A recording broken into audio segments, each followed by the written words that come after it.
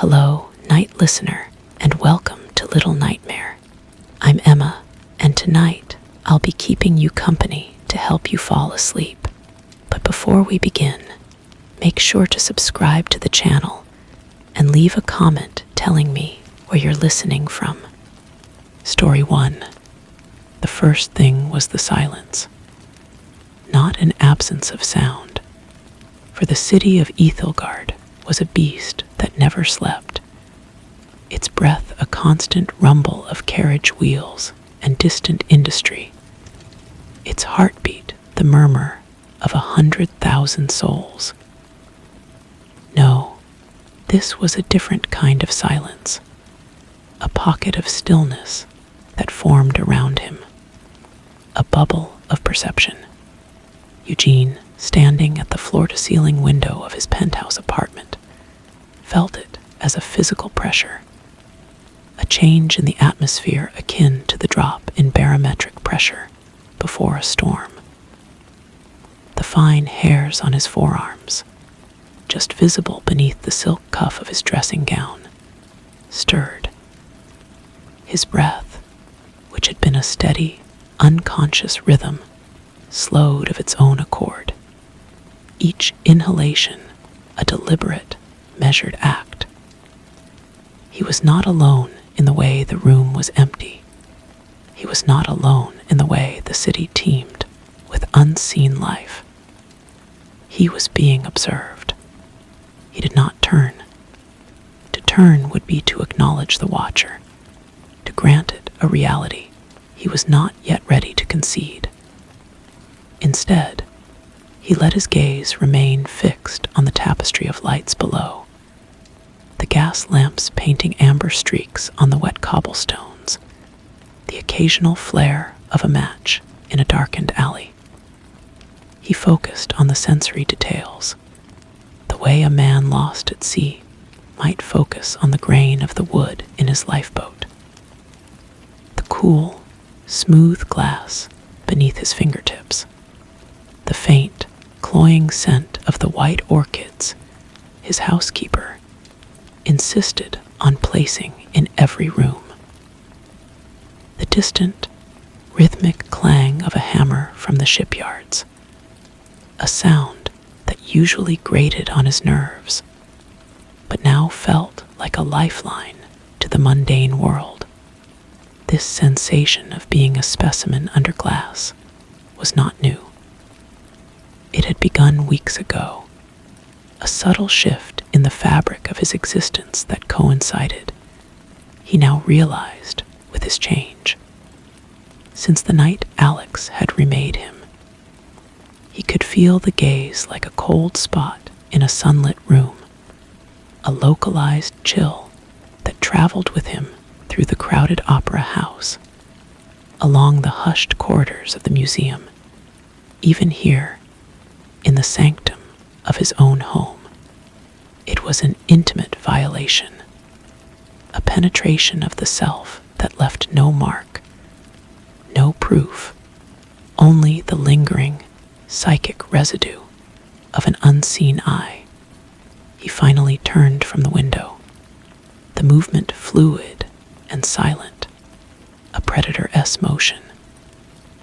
The vast room, a monument to modern opulence filled with angular furniture and abstract art, was empty. Yet the feeling persisted, clinging to the shadows in the corners of the high ceiling, pooling in the spaces between the books on their shelves. He walked to the mahogany cabinet and poured himself a glass of a deep, claret-colored liquid that was not wine. The act was a ritual, a performance of normalcy for his invisible audience. He was Eugene, the defiant young aristocrat who had traded a stale inheritance for a different kind of power. He was the talk of Ethelgard, a celebrity of the night. His transformation from mortal scion to immortal enigma, the worst-kept secret in the city. He had not chosen secrecy. He had chosen spectacle. He remembered the night with the clarity of a fever dream. Alex, who was not a man, but a concentration of will in a human shape, had found him at his lowest, drowning in the cloying expectations of his family name, suffocated by the predetermined path of his life. Alex had offered not an escape, but an elevation. The turning had not been a brutal attack in a dark alley. It had been a ceremony, a dark baptism in the sub-basement of a forgotten library. The pain had been exquisite, a symphony of fire and ice that rewrote his very cells. And when it was over, the world had been remade.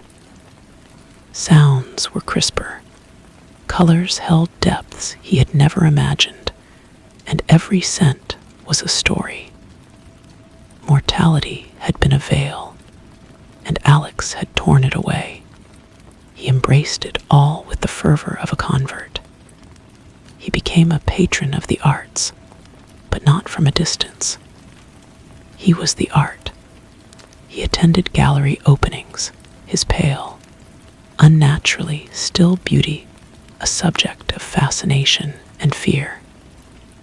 He fell in love, or something like it, with a fiery ballerina named Isabel, whose mortal warmth was a delicious counterpoint to his own cool permanence.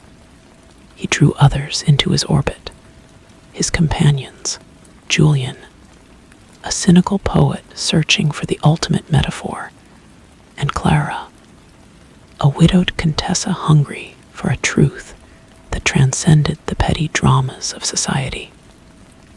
He gave them a taste of his world, a sip from his glass, a glimpse of the night through his eyes. They were enchanted, teetering on the brink, forever endangered by their proximity to his radiant darkness. He sought meaning in this new existence. He devoured centuries of art and philosophy, searching for a reflection of his kind. He found only shadows and whispers, the faint echoes of his lineage in myth and nightmare. It was Alex, eventually, who began to reveal the deeper truths, though always in fragments, like pieces of a shattered mosaic. They stood together one night on the roof of the opera house. The city sprawled beneath them like a jeweler-esque display. The air was cold and clean, scented with coal smoke and the distant sea. "You seek a purpose, Eugene," Alex said, his voice a low vibration that seemed to emanate from the stones themselves. "You look for it in paintings and sonatas. It is not there. Where then?" Eugene asked, his own voice a whisper of the wind. "We are not a deviation from nature," Alex replied, his eyes, old as glaciers, fixed on the star-dusted void above. "We are a part of it, a necessary counterbalance. We are the silence that gives sound its meaning. We are the shadow that gives form to the light. We are the pressure that keeps the deep things contained." Contained. The word felt heavy, ominous. Alex smiled, a thin, bloodless line. "There are older things than us, Eugene. Things that slumber in the forgotten places of the world. Our existence, our hunger is a byproduct of their presence. A seal. To forget our purpose, to live as you do in the open, is to risk weakening that seal. There are those ancient figures who guard this secret. They do not approve of your fame. The revelation was a seismic shock that rearranged the geography of Eugene S. New World. His immortality was not freedom, it was a duty. His rebellion was not just a personal statement, It was a cosmic recklessness. The sensation of being watched took on a new, terrifying dimension. It was not mere curiosity. It was judgment. The omens began to accumulate, subtle at first, then undeniable. Isabel, after night in his arms, began to paint canvases filled with swirling, non-Euclidean geometries that made the eyes water. She spoke in her sleep of vast, black oceans under a dead sun. Julian, after sharing a single drop of Eugene Esvidi, wrote an epic poem of such sublime horror that he burned it immediately, his hands shaking, claiming it was not his own, that something had spoken through him. Clara simply vanished, her elegant townhouse found empty, a single cryptic note left on her escritoire. The watchers in the walls are not pleased. Climax came on the night of his grandest rebellion, a masquerade ball held in his own home, a deliberate flaunting of his nature before the city S elite. The air was thick with perfume and the feverish energy of mortals flirting with the forbidden. Eugene, resplendent in black and silver, was the sun around which this system of planets revolved. He felt powerful, invincible. He had gathered his companions, his mortal darlings, and he would show the ancient, hidden world that a new age had dawned. It was in the middle of a waltz, the music swelling, the chandeliers casting 1,000 points of light, that the feeling returned. But this time, it was not a single, focused gaze. It was a multitude.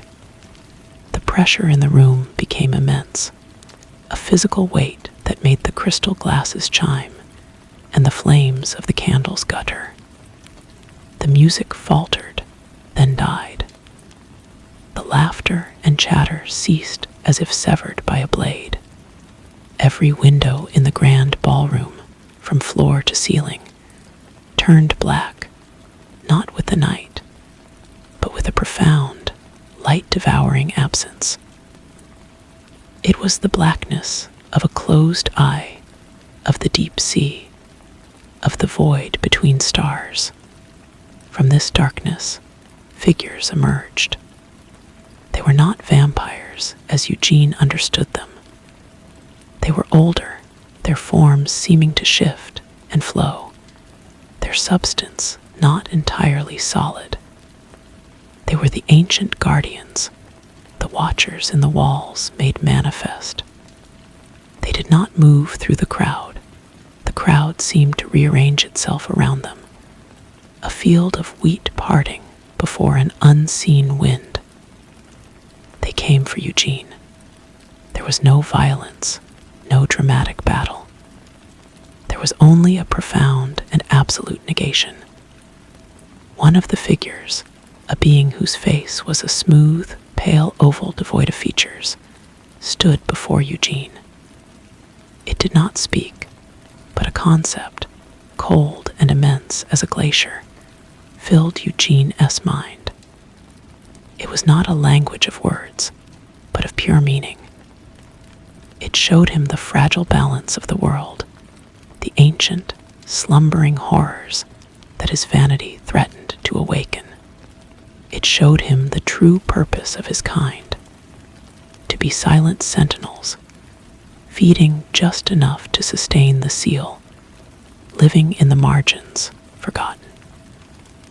His public life was a crack in the dam, and the pressure from the other side was building. The revelation was not just information, it was an erasure. The knowledge burned through him, scouring away his ego, his defiance, his very sense of self. He felt his mind, his immortal consciousness, begin to unravel under the weight of this cosmic truth. The opulent ballroom, the terrified faces of his guests, the form of Alex watching from the shadows with an expression of tragic resignation. It all began to recede, as if he were falling down a deep, dark well. His mind collapsed into ever-distant memories, losing itself. Taste of Isabelle S. neck, the warmth of her blood, like sunlight and spice, the sound of Julian S. voice, reciting Baudelaire by the fire, the feel of cool silk sheets against his skin on a summer morning. A lifetime ago his mother S. face, blurred and softened by years, singing a lullaby, the smell of rain on dry earth, the crushing weight of the knowledge receded, replaced by simpler things, deeper things, older things. The memories regressed, peeling back the layers of his existence like the skins of an onion. He was no longer Eugene the vampire, the rebel. He was Eugene the young man, drowning in ennui. He was Eugene the boy, hiding in the library from his father's wrath. He was a toddler, fascinated by the dust motes dancing in a sunbeam. He was a sensation of warmth and safety, a heartbeat that was not his own. The memories became more distant, more primal, until they were not memories at all, but instincts, impressions, the ghost of a sensation. The last coherent thought was not a thought, but a feeling. The tightening of skin, the slowing of breath, the sensation of being watched from a great, immeasurable distance.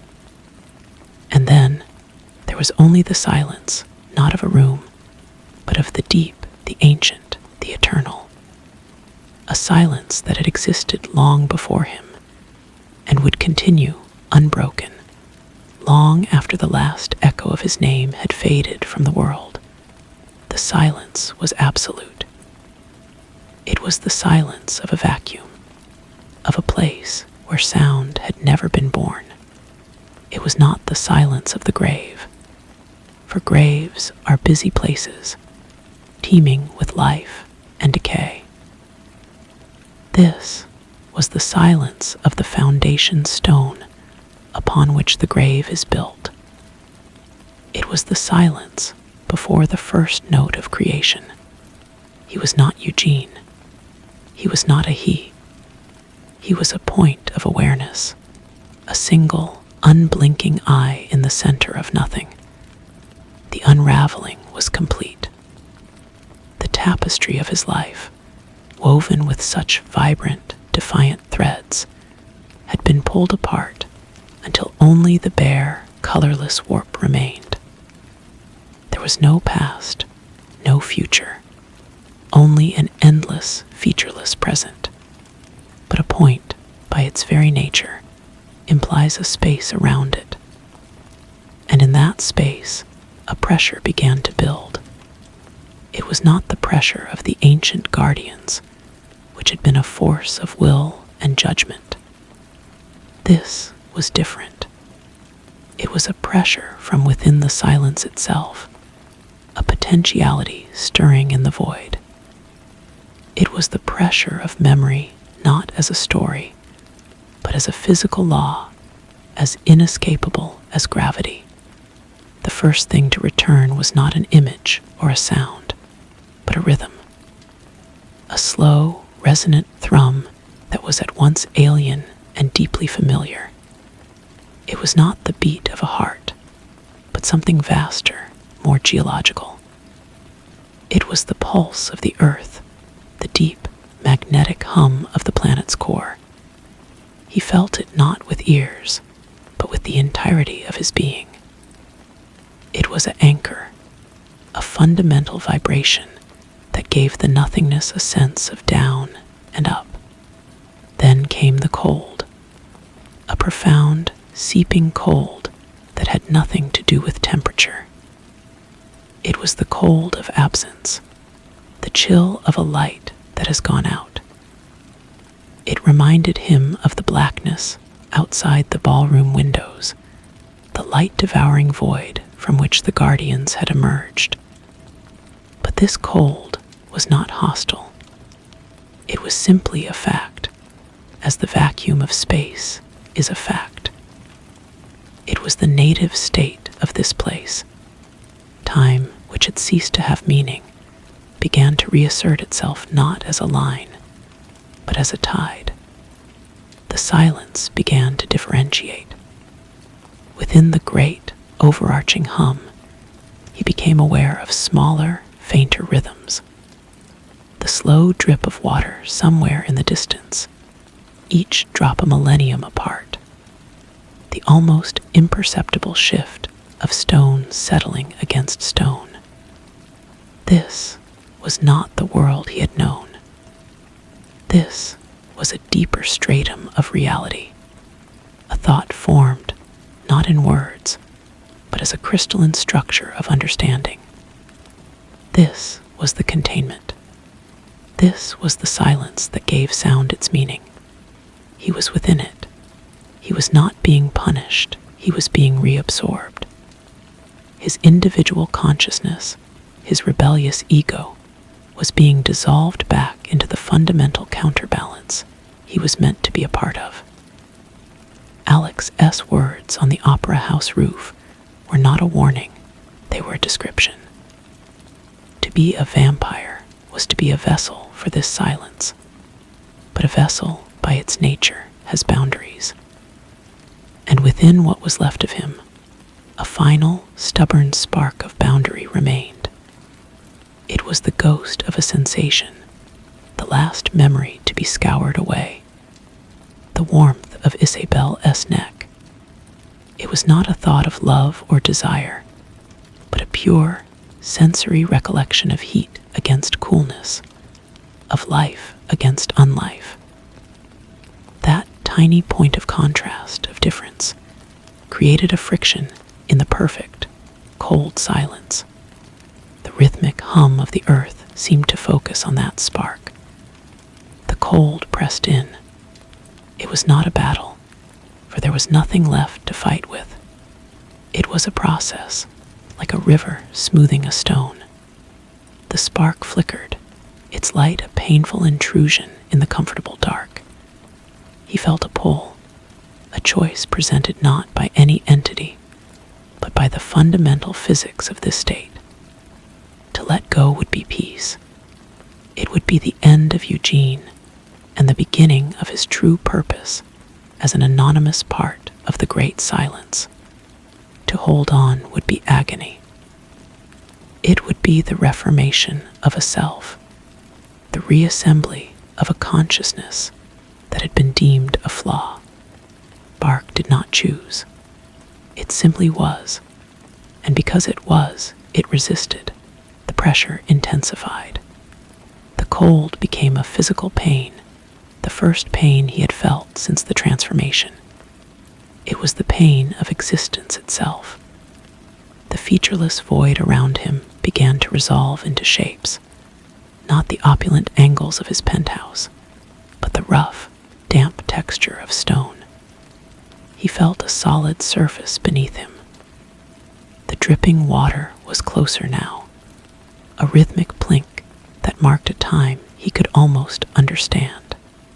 He was in a place, a tomb, a cavern, a prison. The definition did not matter. What mattered was that he was somewhere, and to be somewhere is to be someone. A sound tore from a throat he had forgotten he possessed. It was not a word, not a scream, but a raw, grating exhalation, the sound of a machine that had rusted solid being forced back into motion. The silence was broken. The point of awareness that had been all that was left of Eugene now had a location. It was trapped within the crumbling architecture of a memory that was reforming against its will. He was becoming Eugene again, but an Eugene stripped of rebellion, of spectacle, of vanity. He was being remade not by Alex's dark baptism, but by the crushing weight of the truth he had so recklessly ignored. He was being forged into a sentinel. And the first duty of a sentinel is to watch. The cold stone against his back was the only certainty. He lay there for a time that had no measure, each drop of water from the ceiling a hammer blow on his newly formed senses. The darkness was not the profound, light-devouring blackness of the guardians, but a simple, material absence of light. He could see the rough-hewn rock of the ceiling above, could feel the gritty dampness beneath his fingers. He was in a cell, slowly pushing against a weight that felt both physical and spiritual. He sat up. The movement was clumsy, his body a forgotten instrument.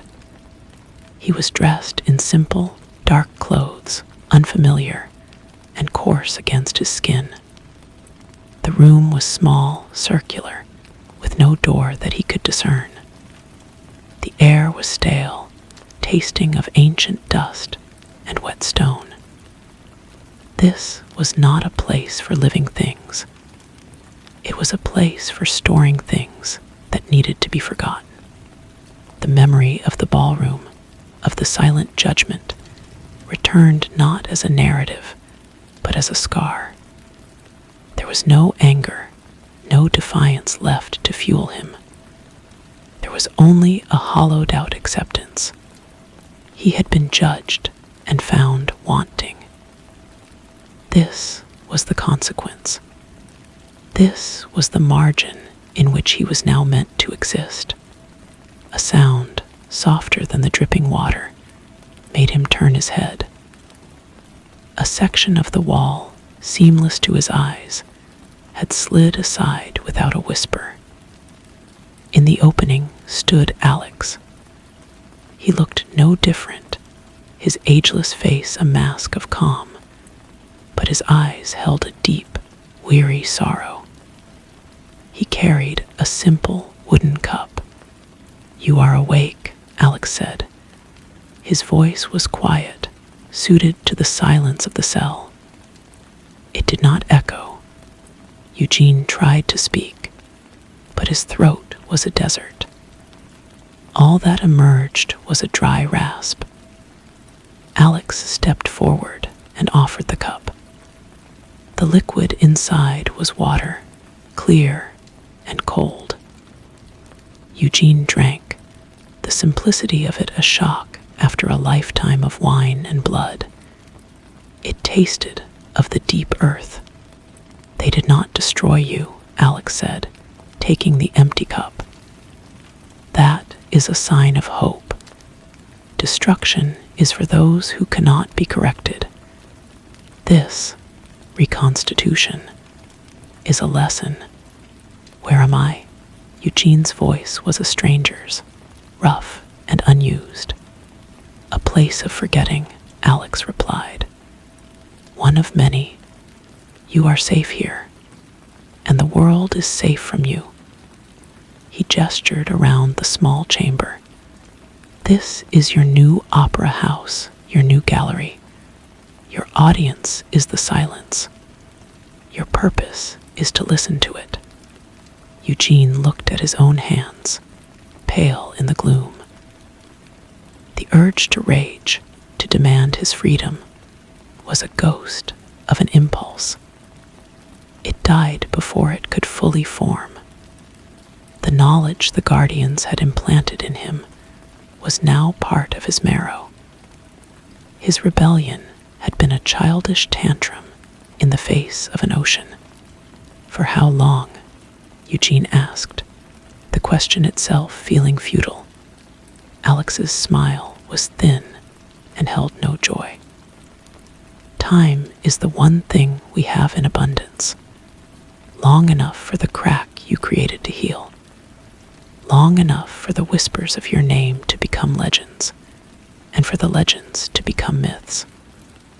Long enough for you to understand that to be seen is to be vulnerable. Our strength lies in being a rumor, a shadow at the edge of vision." He turned to leave. hidden door beginning to close. Alex, Eugene said, and the name felt like a relic from another age. Isabel, Julian. Alex paused, his back to Eugene. The mortal world has its own resilience. They will remember a night of strange dreams and a host who disappeared. The human mind is adept at sewing closed the seams of reality. They are safe, safer now. He did not look back as the door sealed shut, leaving Eugene alone with the dripping water and the crushing weight of his duty. He sat on the cold stone floor and did the only thing he could do. He began to listen. He listened to the drip of water. He listened to the hum of the earth. He listened to the silence between the sounds. And after a while, he began to hear other things, faint, distant pressures, the stirring of things that were meant to sleep. He understood now. This was not a punishment. It was a posting. He was a watchman on a dark tower, and the long, silent night of his vigil had just begun. Days bled into weeks, or perhaps it was weeks that congealed into days. The distinction held no meaning. The dripping water marked a rhythm, but it was a rhythm without progression. Eugene sat, he stood. He paced the circumference of his cell. He learned every fissure in the stone, every subtle variation in the dampness of the air. He was learning the geography of his oblivion. At first, his mind rebelled in the only way it had left. It replayed his old life like a cherished film. The roar of applause, the sheen of silk, the adoration in Isabel's eyes. But the memories had been hollowed out. They were like painted scenery, bright and detailed, but with nothing behind them. The warmth he recalled felt false, a gaudy imitation of the true, deep cold that now sustained him. The guardians had not just shown him the truth, they had rewired his very perception of reality. Vanity was not just foolish, it was a fundamental misreading of existence. The hunger came eventually, a dull, persistent ache that was more a memory of need than a need itself. He did not know how long it had been when the wall slid open again. Alex entered, this time carrying a small clay jug. He placed it on the floor. "You must feed," he said, his tone that of a physician stating a fact. But not from the source, not anymore. That connection is too direct, too volatile. This is vidi, passed down through the quiet ones. It is sustenance, nothing more. Eugene picked up the jug. The liquid inside was dark and thick. He drank. It was bland, devoid of the psychic resonance, the stolen life that had made feeding an ecstasy. It was like swallowing ash. It quelled the ache and left him feeling emptier than before. "This is what we are," Alex said, watching him. "Caretakers, not kings. We take only what is necessary to maintain the watch. The passion, the glory, the art, those are for them, for the mortal world. They are the bright, burning signal fire. We are the cold, dark sea that keeps the fire from spreading to the things that sleep in the forest." After Alex left, Eugene felt a change. The bland sustenance had somehow sharpened his senses, but not towards the world outside. It tuned him inward or downward. The faint pressures he had begun to detect grew clearer. He could feel them now not as sounds, but as presences. vast, slumbering intelligences buried deep beneath the foundations of the world. Their dreams were slow and tectonic, and they brushed against the edges of his consciousness like leviathans moving in the abyssal dark. He felt the delicate, almost invisible web of energy that his kind maintained, a net holding these dreams at bay. His public life had been a tear in that net. He could feel the strain his vanity had caused, a subtle fraying that was only now beginning to mend. This was the watch. This constant, gnawing awareness of the fragility of everything. The mortal world, with its brief, brilliant lives, its art and its wars, was a shimmering patina on the surface of an infinite, hungry deep. His rebellion had been an attempt to join the surface, to bask in the sun. But his true nature was of the deep. He was not of the light. He was what kept the darkness from extinguishing it. One night or day, the silence was broken by a new sound. It was a faint, desperate scratching, followed by a low sob. It was coming from the other side of the stone wall. He was not alone in this prison. There was another like him, another who had forgotten their place.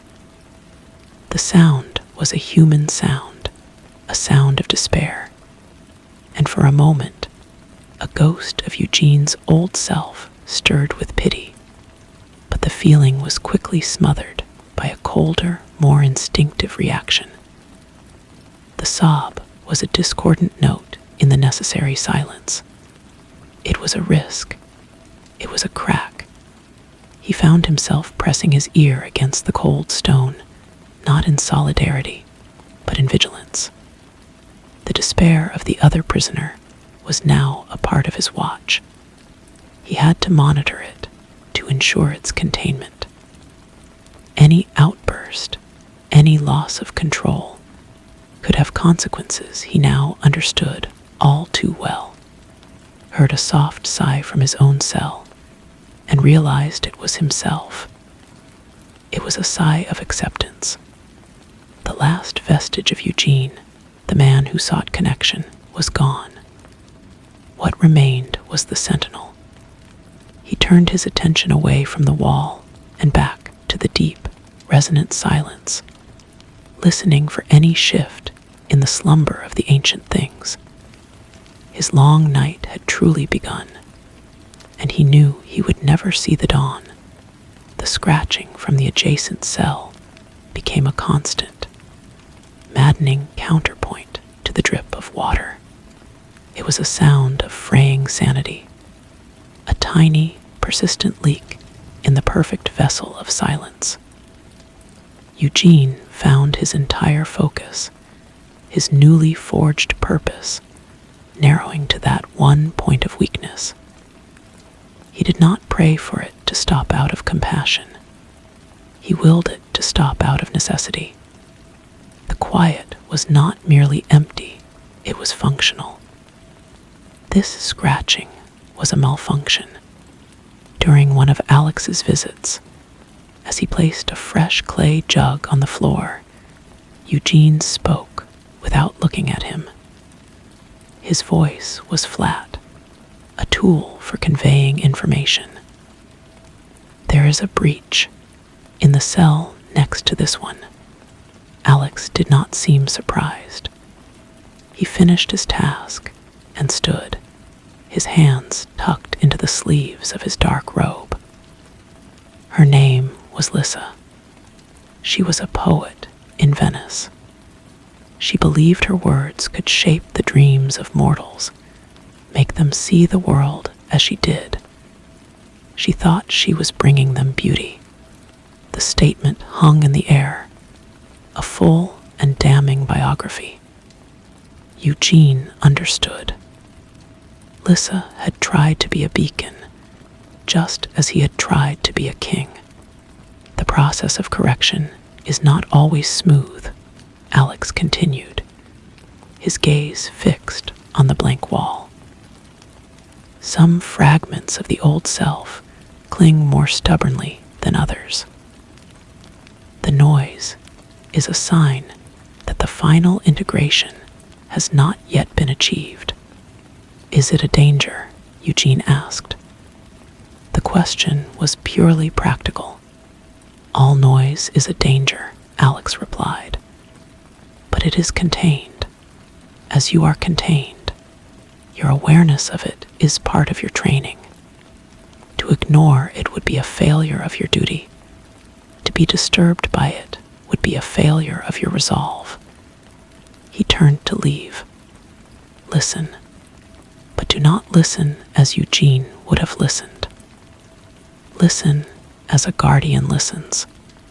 The door sealed, and Eugene was alone again with the scratching and the dripping. He took his place in the center of the room, cross-legged on the stone. He closed his eyes, not to block out the sound, but to focus on it entirely. He let the frantic rhythm of Lissa's despair wash over him. He did not fight it. He analyzed it.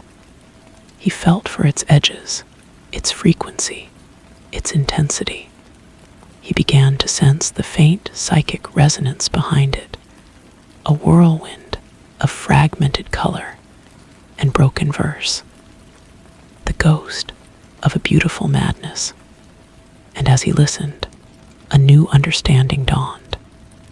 His cell was not just a physical space. It was a tuning mechanism. The silence here was a filter. The scratching from next door was not an intrusion from outside his prison. It was a test within it. He was not merely a passive watchman. He was an active dampener. His own stillness, his own acceptance of the silence, exerted a pressure on the instability nearby. He took a long, slow breath, emptying his mind of everything but the hum of the earth and the vast, sleeping presences below. He imagined his consciousness not as a point, but as a sphere of perfect, cold quiet, expanding to fill the cell. He pushed it outward, through the stone, not to comfort Lissa, but to cancel her out, to absorb the chaotic vibrations of her dying ego and transmute them back into stillness. For a long time, nothing happened. The scratching continued. Then it faltered. A fingernail broke. A sob caught in a throat. Eugene felt a shift, a minute lessening of the psychic pressure. He held his own silence, a rock against a fading tide. The scratching started again, but weaker now, less certain. It was the final, spasmodic twitch of a severed nerve. By the time the next drop of water fell from the ceiling, the adjacent cell was quiet, a deeper quiet than before. It was the quiet of completion. Eugene opened his eyes. The air in his own cell felt different, colder, more substantial. He had not just endured the breach, he had helped to seal it. He had performed his first true act as a sentinel. He felt no pride, no sorrow for the poet Lissa, whose voice was now eternally still. There was only the quiet satisfaction of a function fulfilled, a gear engaging smoothly within a vast, ancient machine. He turned his attention back to the deep, to the slow dreams of the things that slept. The watch continued, but he was no longer just listening. He was participating. He was part of the silence. And the silence was alive. The next time the wall slid open, Alex did not bring a clay jug. He stood in the aperture, his form a stark cutout against the deeper darkness of the corridor beyond. He observed Eugene for a long moment, his eyes seeming to measure the quality of the stillness in the cell. "The disturbance has ceased," Alex stated. It was not a question. Eugene merely nodded. There was nothing to add. The event was already part of the past, a closed entry in the logbook of his vigil. Alex stepped fully into the room, and the door did not close behind him. This was new. Your understanding progresses. The silence is not a void to be endured. It is a medium to be shaped. Your will, properly focused, becomes a tool of maintenance. He gestured toward the open doorway. Your cell has served its primary purpose. You have remembered how to listen.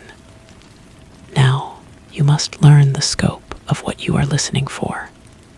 Eugene rose, his movements fluid and silent. He felt no excitement at the prospect of leaving the circular room. It was simply a change of post. He followed Alex into a low, narrow corridor carved from the same living rock. The air was colder here and carried a faint mineral scent. The passage wound downward, the incline so gradual it was felt more than seen. The only light came from a faint, phosphorescent moss that grew in thin veins along the ceiling.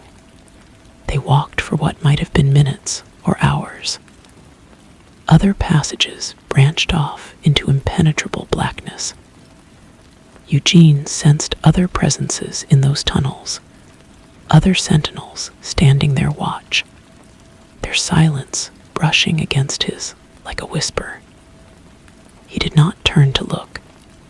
He kept his eyes on Alex's back, his awareness spread wide, mapping the labyrinth not by sight, but by the echoes of its profound quiet. Finally, the corridor opened into a vast cavern. It was not a natural formation. The walls were smooth, rising to a dome so high its apex was lost in shadow. In the center of the cavern floor was a pool of water, perfectly circular and black as obsidian. Its surface was utterly still, reflecting nothing. "This is one of the heart chambers," Alex said, his voice barely disturbing the air. "The pool is not water. It is a concentration of the silence, a liquid expression of the watch. Look into it." Eugene approached the pool. He felt a pull, not physical but spiritual, a drawing in of his consciousness. He knelt at its edge and gazed down. For a long time, he saw only the perfect blackness. Then, images began to form, not on the surface, but within the depths. He saw the world above, but not as a mortal would see it. The cities were not clusters of light, but fragile bubbles of sound and heat against an infinite, cold canvas. He saw the threads of energy that connected his kind, a faint, silver web holding the bubbles intact. And he saw the things that pressed against the web from below, formless and vast, their movements causing tremors in the fabric of reality that only a sentinel could feel. "This is the true spectacle," Alex murmured. "This is the art you were meant to serve. Not the gaudy theater of mortal acclaim, but the eternal, silent ballet of preservation and peril." Eugene watched a thread in the web grow taut, vibrating with a threat somewhere in the waking world.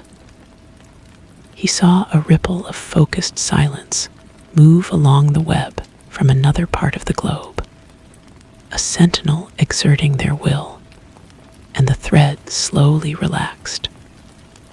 It was beautiful. It was terrifying. It was purpose. He understood now that his cell had been a nursery. This cavern, this pool, was the front line. Alex placed a hand on his shoulder. The touch was cold, but it was a connection, a transfer of responsibility. Your isolation is over, Alex said. Your education begins. You will learn the patterns of the deep. You will learn to mend the web. You will become a true guardian of the quiet. Eugene finally looked away from the pool and met Alex's gaze. He saw his own reflection in the man's ancient eyes, a pale, serious face, stripped of everything but intent. The man who had been Eugene was gone. The sentinel remained. He gave a single, slow nod. The long night had deepened, and he was finally home. The first lesson was deceptively simple. Alex instructed him to sit by the pool and do nothing but watch. Do not try to influence what you see, he said. Your task is to learn the rhythm of the strain, to feel the natural breathing of the web. Any action taken too soon or too late is as damaging as an action. So Eugene sat. He watched the silent, shifting panorama within the black pool.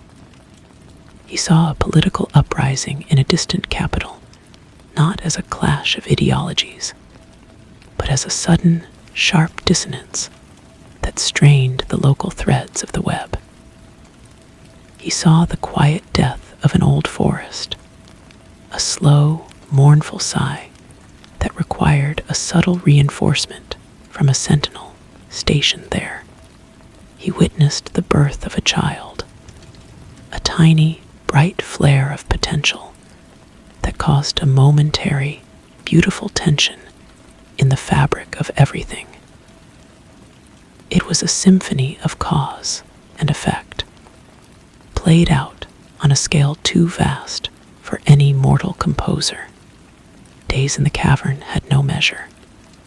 Alex would come and go, sometimes leaving him alone for long periods. During one of these absences, Eugene noticed a new disturbance. It was not a violent strain, but a slow, persistent fraying. The image in the pool resolved into a familiar place, the city he had once called home. He saw his own opera house, a place now haunted by his legend. But the fraying was not centered there. It was focused on Isabel. She was in a library, surrounded by books of folklore and myth. Her face was etched with a determined grief. She was searching. She had not accepted the story of his disappearance. A part of her remembered the crack in the world, and she was trying to peer through it. Her solitary, obsessive quest was a low, constant hum of dissonance, a pickaxe tapping gently but incessantly at the foundation of the forgotten. Eugene felt a pull, an old, instinctual urge to reach out, to soothe her, to make her forget. It was the ghost of Eugene, the man who loved her, trying to surface. But the sentinel recognized this for what it was, a test greater than Lyssa's scratching.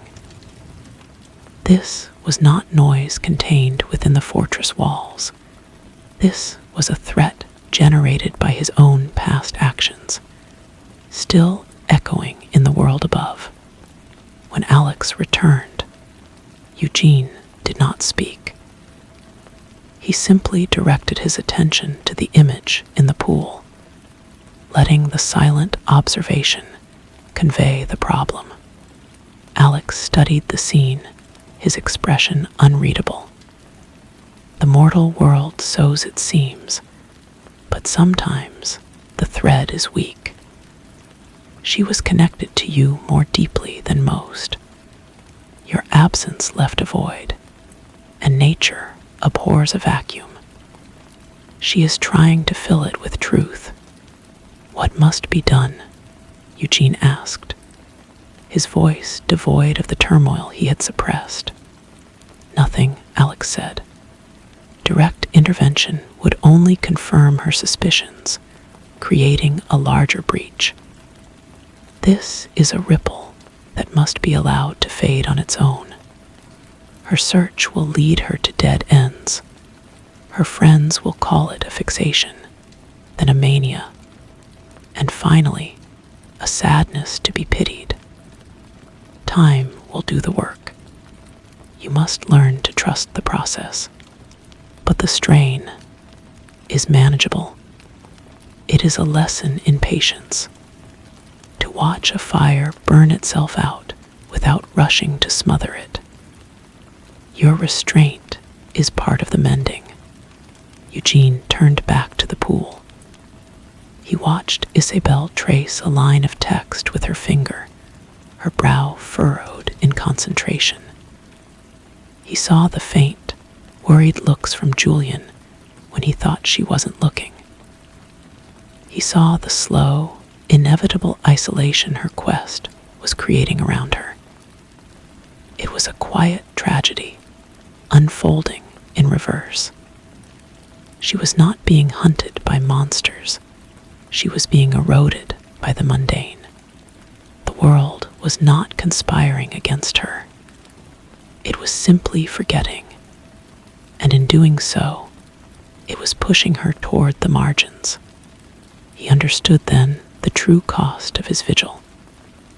It was not the loss of applause or sunlight. It was the acceptance of collateral damage. Isabel's peace was a necessary sacrifice for the integrity of the whole. To reach out and grant her closure would be to risk everything. His love for her had to be transformed, alchemized into a cold, unwavering commitment to the silence that protected her, even from the truth of what he had become. He took a deep breath, drawing the cold, still air of the cavern deep into his lungs. He let the image of Isabel's face fade from the forefront of his mind, pushing it down into the same depths where he kept the memory of applause. He did not shut it out. He simply placed it in the vast context of the web. Her small, personal tragedy was a single thread in an immense tapestry. His duty was to the tapestry, not the thread. He gave Alex a slow nod. I understand. He resumed his watch, his gaze once again encompassing the entire panorama. The faint dissonance from his old life was now just one note among countless others in the silent symphony he was learning to conduct. He would listen to it, but he would not answer. His audience was, and always would be, the silence, the image of Isabel blurred and dissolved back into the shifting patterns of the web. Eugene's focus did not waver again. He learned to perceive the world as a mosaic of pressures and silences. Alex began to teach him the practical applications of his will. It was not about grand gestures, but minute adjustments. A thought, focused and released into the pool, could travel along the silver threads like a vibration down a spider's silk. He practiced on minor disturbances. A nightmare in a small town, fed by a local legend that had grown too vivid, was a knot of psychic fear. Eugene learned to untie it, not by banishing the legend, but by gently steering the dreamer's mind toward a more mundane interpretation upon waking. A place where violence had occurred, its echoes nose, threatening to create a self-sustaining loop of anger, required a different touch. He learned to lay a blanket of forgetfulness over the spot, not erasing the event, but allowing the raw emotional charge to dissipate naturally into the background hum of the world. He became a surgeon of silence, his instrument a focused intent. There was no fanfare, no recognition. Success was measured only by the return to equilibrium. Failure was a tightening of the knot, a flicker of discord that required a more experienced sentinel, like Alex, to step in and correct. These lessons were taught without words, through a shared glance into the pool, or a slight shift in the pressure of the cavernous air. Months, or perhaps years, flowed past with the silent inevitability of a glacier. Eugene's pale skin grew paler in the perpetual gloom. His movements became even more economical, a conservation of energy for the work. He and Alex communicated less and less in words, their understanding passing between them in the language of the watch. Eugene was no longer a student. He was a colleague. One day, as they stood together observing the web, a tremor passed through the pool. It was not a localized strain. It was a deep, resonant shudder that made the very stone beneath their feet vibrate. The black surface of the pool rippled, and the images within fragmented into chaotic shards of light and shadow. Something vast was stirring in the deep. This was not a frayed thread or a nightmare. This was a pressure on the foundation of the web itself. Alex's face, for the first time since Eugene had known him, showed a flicker of something akin to alarm. "The sleeper shifts," he whispered, the words laden with a gravity that dwarfed all previous concerns. It has been centuries. Eugene felt the tremor not just physically, but in his core. It was a soundless roar that resonated with the part of him that was of the deep. It was a call and a threat. "What must we do?" "We do not act alone," Alex said, turning from the pool. "The web must be reinforced at its primary anchors. My post is here at this heart chamber. Yours lies elsewhere." He gestured toward one of the dark tunnels leading from the cavern. "Follow that path. It will lead you to a place where the veil is thin. Your presence, your silence, will be a bulwark. Do not try to fight the tremor. You must become a point of absolute stillness within it. Anchor the silence, and the web will hold."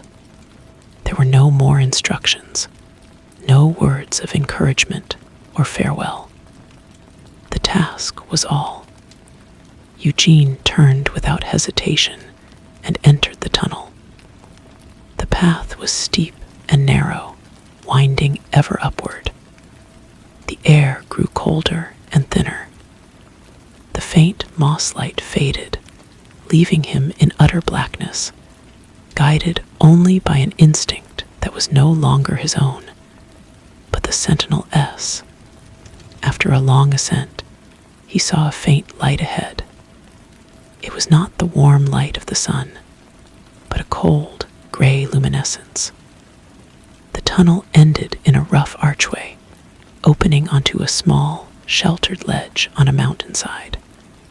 A bitter wind whipped snow against the stone.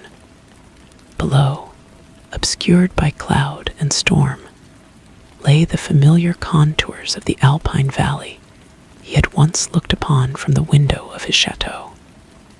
He was back, not as Eugene, but as a keeper of the quiet. He sat on the ledge, cross-legged, ignoring the cold that would have killed a mortal man.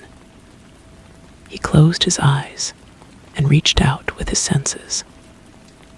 He could feel the tremor now as a rising wave of formless pressure from the world below, a tide of ancient discontent threatening to breach the surface.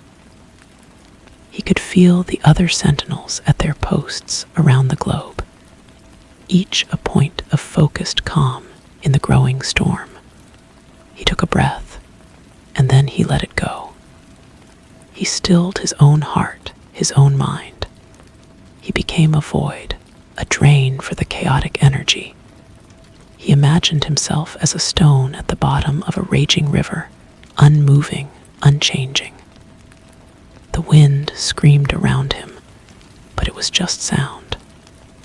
The mountain shook, but it was just movement. Inside, there was only the silence he had been forged to protect. The tremor reached its peak.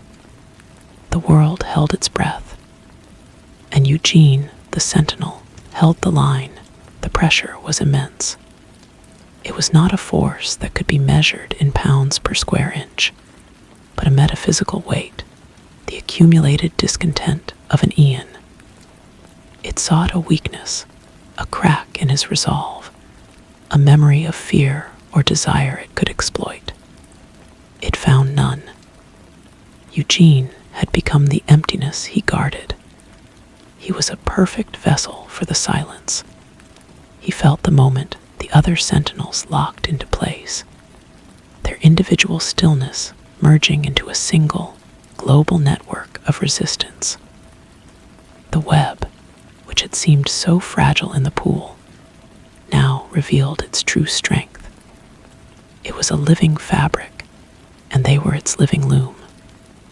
The tremor pushed against this unified front and could not break it. The wave of pressure crested, held for a timeless interval, and then began to recede, flowing back into the abyss from which it had come. The wind on the mountainside did not calm. The snow continued to fall, but the deeper quake was over. The sleeper had settled. The web hummed with a new, profound stability, tested and confirmed. Eugene opened his eyes.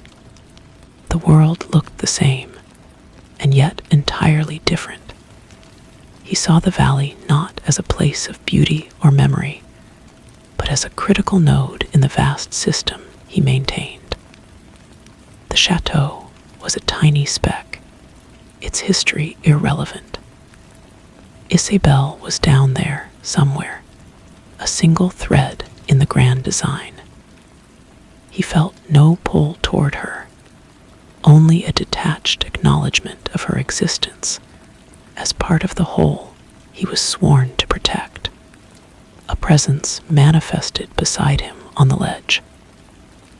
Alex did not arrive. He was simply there. He looked at Eugene, and for the first time, Eugene saw something in the ancient man's eyes that might have been respect. "The equilibrium is restored," Alex said. "You held your anchor." Eugene stood. The movement was effortless, a function of will rather than muscle. It was the only action to take. Precisely. Alex turned his gaze to the storm-racked valley below. "This ledge is now your post. You will return to the heart chamber to consult the pool, but your primary duty is here. This is a place of convergence. The veil is perpetually thin. Your continuous presence will strengthen it." Eugene nodded. The assignment was logical. The ledge was spare, exposed, and eternal. It was perfect. "There is, however, a complication," Alex continued, his voice dropping to a tone that blended with the howl of the wind. "The tremor, though contained, had secondary effects. agitated fragments of the deep, echoes of things that were never fully formed. They will seek manifestation. They will be drawn to points of vulnerability. He gestured downward toward the valley. Her search never ceased. It has become her life's work. The tremor will have given her a glimpse, a fleeting sense of something real beneath the myths. Her obsession is now a beacon. She is the point of vulnerability. Eugene processed this not as a personal tragedy, but as a tactical assessment. She risks creating a breach. Yes, a small one, perhaps. But even a pinhole can leak enough light to attract predators from the dark. "What is the directive?" Eugene asked, his voice calm. "Observation. For now. The same principles apply. Direct intervention is a last resort. But the calculus has changed. The stability of the web is paramount. If her activities threaten to escalate, if she comes too close to the truth, you may be required to take more definitive action to ensure the silence." Alex did not elaborate on what definitive action meant. He did not need to. Eugene understood the spectrum of possibilities, from gentle redirection to permanent silencing. The survival of the whole justified any action against a rogue part. "I will watch," Eugene said. Alex gave a final, slow nod. And then he was gone, his form dissolving into the swirling snow as if he had never been there. Alone on the ledge, Eugene turned his focus downward. He let his awareness drift like a mist through the valley, past the sleeping village, and into the library of the chateau. He found her there, as he knew he would. Isabelle was older, her face lined with years of solitary study. She was standing before a large map, dotted with pins marking places of unexplained disappearances and legendary silences. Her finger was resting on a pin stuck directly into the mountain, upon whose flank he now stood. She was not tapping or scratching. She was perfectly still, but her silence was not the peaceful silence of the web. It was the tense, focused silence of a hunter who has just caught the scent. Eugene, the sentinel, observed her. He noted the determination in her eyes, the unwavering set of her jaw. He assessed the threat level, and deep within, in a place so buried, it was little more than a geological stratum of the soul. The ghost of the man he had been felt a tremor of its own. Story 2. It was the dust, first and always. It lay over everything in the old house on Hemlock Lane, a soft gray shroud that muted the world and filled the air with the scent of time standing still. In the corner of the master bedroom, half hidden behind a wardrobe that had not been moved in 40 years, was a small wooden box. It was not ornate, just a simple thing of dark, unvarnished wood, held shut by a tarnished brass clasp. The dust upon it was thicker than anywhere else, as if the particles themselves were reluctant to disturb its slumber. It was the kind of forgotten detail that the eye might skip over, a silent monument to all the things left undone, all the secrets deemed better left unsaid. Carl saw it as soon as he pushed open the bedroom door, the groan of the hinges, a familiar, mournful sound from his childhood. He did not go to it. He simply stood in the doorway, his large frame filling the space, and felt the weight of the house settle upon his shoulders. It was a physical pressure, a cold hand pressing down on his collarbone. He had not wanted to come back. The lawyer's call had been an intrusion, a sharp needle popping the carefully constructed bubble of his life 3 states away. His father was gone, then his mother just a month later. A pair of bookends closing on a volume he had tried his best to forget. The house was a living thing, and it breathed dust. Each footstep on the hall runner sent up a plume of it, glittering in the slanted afternoon light that cut through the grimy windows. Every surface was a testament to stillness. Here was his mother's reading glasses, folded neatly on the side table next to a novel whose bookmark was placed 2/3 of the way through. There was his father's pipe, resting in a ceramic ashtray, a faint, sweet ghost of tobacco still clinging to the bowl. They had not been old, not really. A sudden aneurysm for him, a quiet, following pneumonia for her. It was, the doctor had said, as if she had simply lost the will to fight. The front door opened and closed downstairs, a less reluctant sound than the one Carl had made. He heard light footsteps on the hardwood of the foyer, then the creak of the third step from the bottom, the one that had always sung out a warning. He didn't need to look to know it was Lucy. He found her in the kitchen, standing by the sink, her hands resting on the chipped formica counter. She was thinner than he remembered, her blonde hair pulled back in a severe ponytail that sharpened the angles of her face. She looked like their mother, but with their father's restless eyes.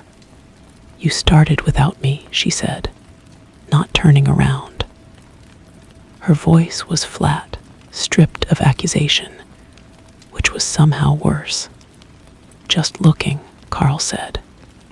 He leaned against the doorframe, mimicking his earlier posture upstairs. "It's exactly the same." "It isn't," Lucy replied, and now she turned. Her gaze swept over him, taking in his city shoes, his clean jeans, the way he held himself like a visitor. "It's smaller, and it smells different." She was right. Beneath the dust was another smell, one Carl had been trying to ignore. It was the smell of damp plaster and something else, something organic and faintly sweet, like rotten flowers or forgotten fruit. It was the smell of the cellar, he realized, a smell that had always seeped up through the floorboards in the summer. "We should open some windows," he said.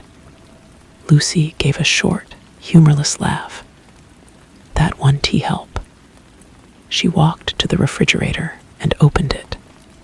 It was empty, clean, switched off. The hollow hum of it was louder than silence. "I've been staying at the motel on the edge of town. The Willows. You should too." "I'll stay here," Carl said. It was a statement of fact, but also a challenge. He was the older brother.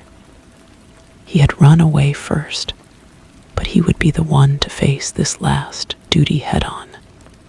Lucy's eyes narrowed slightly. "Suit yourself, but the nights are long here. You forget how long the nights can be." They began the next day, a Saturday that dawned gray and damp. The task was monumental, a lifetime of accumulation. The attic was the first frontier, a landscape of memory shrouded in pink insulation and cobwebs. They worked in a near silence broken only by practicalities. Where does this go? Trash. And this? Donate. What about this? I don't know. Look at it later. It was among a stack of their father's old engineering textbooks that Carl found the first of the relics. Not the box, not yet, but a photograph. It was black and white, curled at the edges. It showed the house, but not as it was. It was just a foundation then, a concrete outline in the earth. Standing in the center of the future living room were two men in work clothes. One was their grandfather, a man Carl had never met, young and strong, his hand resting on a shovel. The other man was unfamiliar, taller, gaunt, his face shadowed by the brim of his hat. He was not looking at the camera, but off to the side, toward the dense woods that backed the property.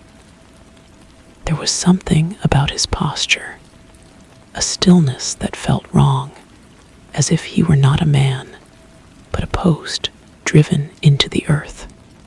Who is that? Carl asked, showing the photo to Lucy as she sorted through a box of old china. She glanced at it, her expression unreadable. I don't know. A workman, why? He looks strange. Everyone looks strange in old photos, she said, and turned back to the china. But Carl saw the way her fingers tightened around a teacup, the knuckles going white. He tucked the photo into his back pocket. The days fell into a rhythm, a cyclical monotony that was both exhausting and lulling. They would arrive at the house in the morning, the key turning in the lock with a sound like a bone cracking. They would work through the day, the dust rising and settling, rising and settling. The house would creak and sigh around them, its noises as regular as a heartbeat. The wind, always the same wind, would whistle through a loose pane of glass in the upstairs bathroom, a single, persistent note. The floorboard on the landing would creak underfoot, a sound that returned again and again, whether anyone was standing on it or not. This monotony became a kind of trap. The sheer normality of the work, the sorting, the boxing, the cleaning masked the slow accumulation of unease. The sounds began to distinguish themselves. Not just the wind and the creaks, but other things. A faint, rhythmic scratching that seemed to come from inside the walls, like a branch tapping, though there were no trees close enough to the house. A sound like whispering, so soft it was almost indistinguishable from the rustle of old newspapers. At first, Carl dismissed it as the house settling, the auditory tricks of a tired mind. But he noticed that Lucy would often stop what she was doing, her head cocked, her body tense, listening for something he could only half hear. It was Lucy who found the children's things. In a closet under the stairs, behind a stack of winter coats that smelled of mothballs, was a small, forgotten trove. A wooden rocking horse, its paint faded, one glass eye missing. A stack of picture books, their pages brittle and brown. And a doll, a porcelain-faced thing with vacant blue eyes and a cracked smile, dressed in a faded yellow dress. Lucy held the doll by its arm, her face pale. "This wasn't ours," she said, her voice a whisper. Carl looked at it. She was right. He had no memory of it. The doll's face was too old-fashioned, its dress from another era. Must have been Mom's or from a yard sale. No, Lucy said, dropping the doll as if it had grown hot. It landed on the floor with a soft thud, its head lolling to the side, the single uncracked eye staring up at the ceiling. It wasn't tea.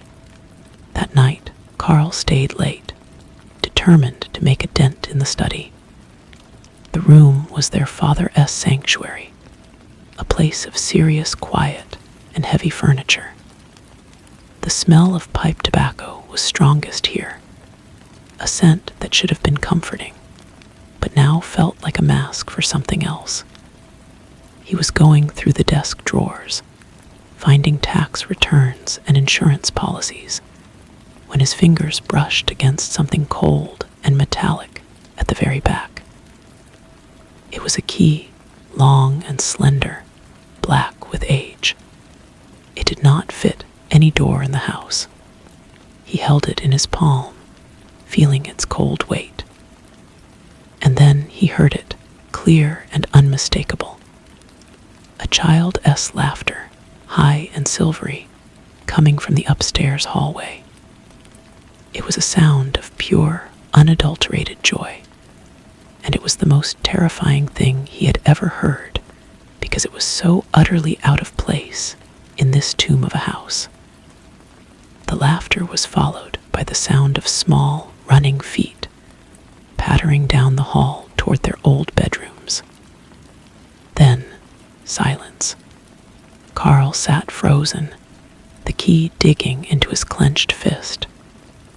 His heart was a frantic drum against his ribs.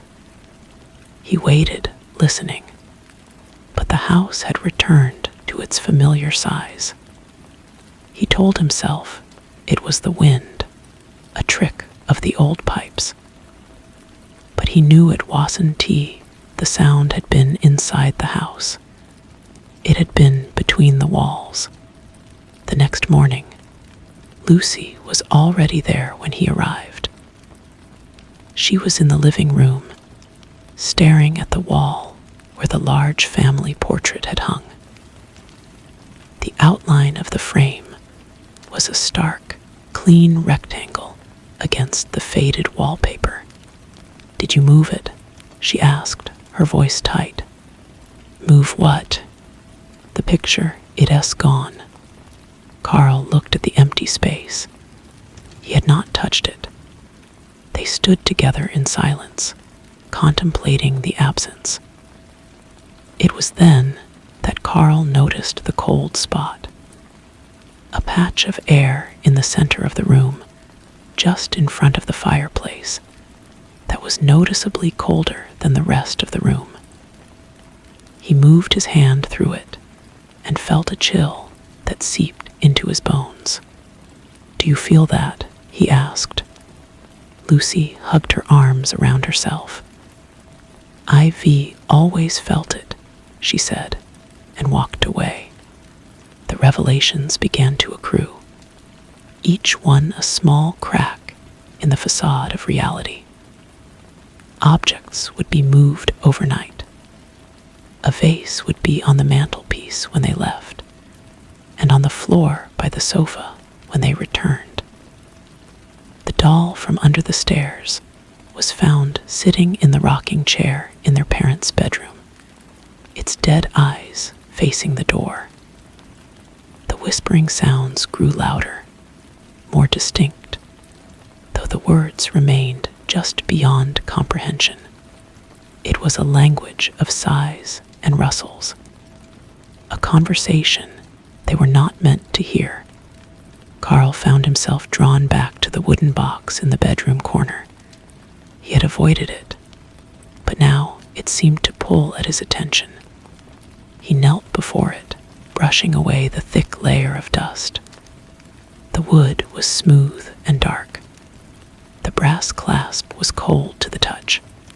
He took the long, slender key from his pocket, was an impossible thought, a random connection, but he had to try. He inserted the key into the small, almost invisible keyhole in the clasp. It fit perfectly. He turned it. The mechanism clicked with a sound that was final and profound. He did not open it. Not then. A sudden, primal fear held him back. He felt that to open the box was to open something else, something far less containable.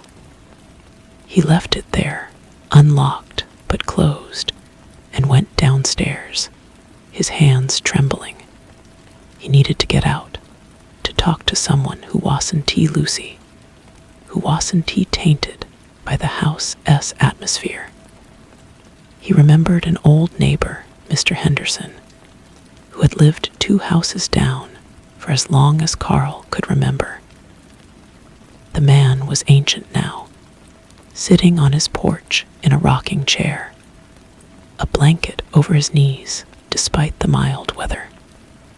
His eyes were milky with cataracts, but they sharpened when Carl approached. "You Ray the Ainsley boy," the old man said, his voice a dry rustle. "Come back to deal with the place." "Yes, sir," Carl said. "We Ray getting it ready to sell." Mr. Henderson nodded slowly, his gaze drifting past Carl toward the house. "A shame. A fine house. Your grandfather built it, you know.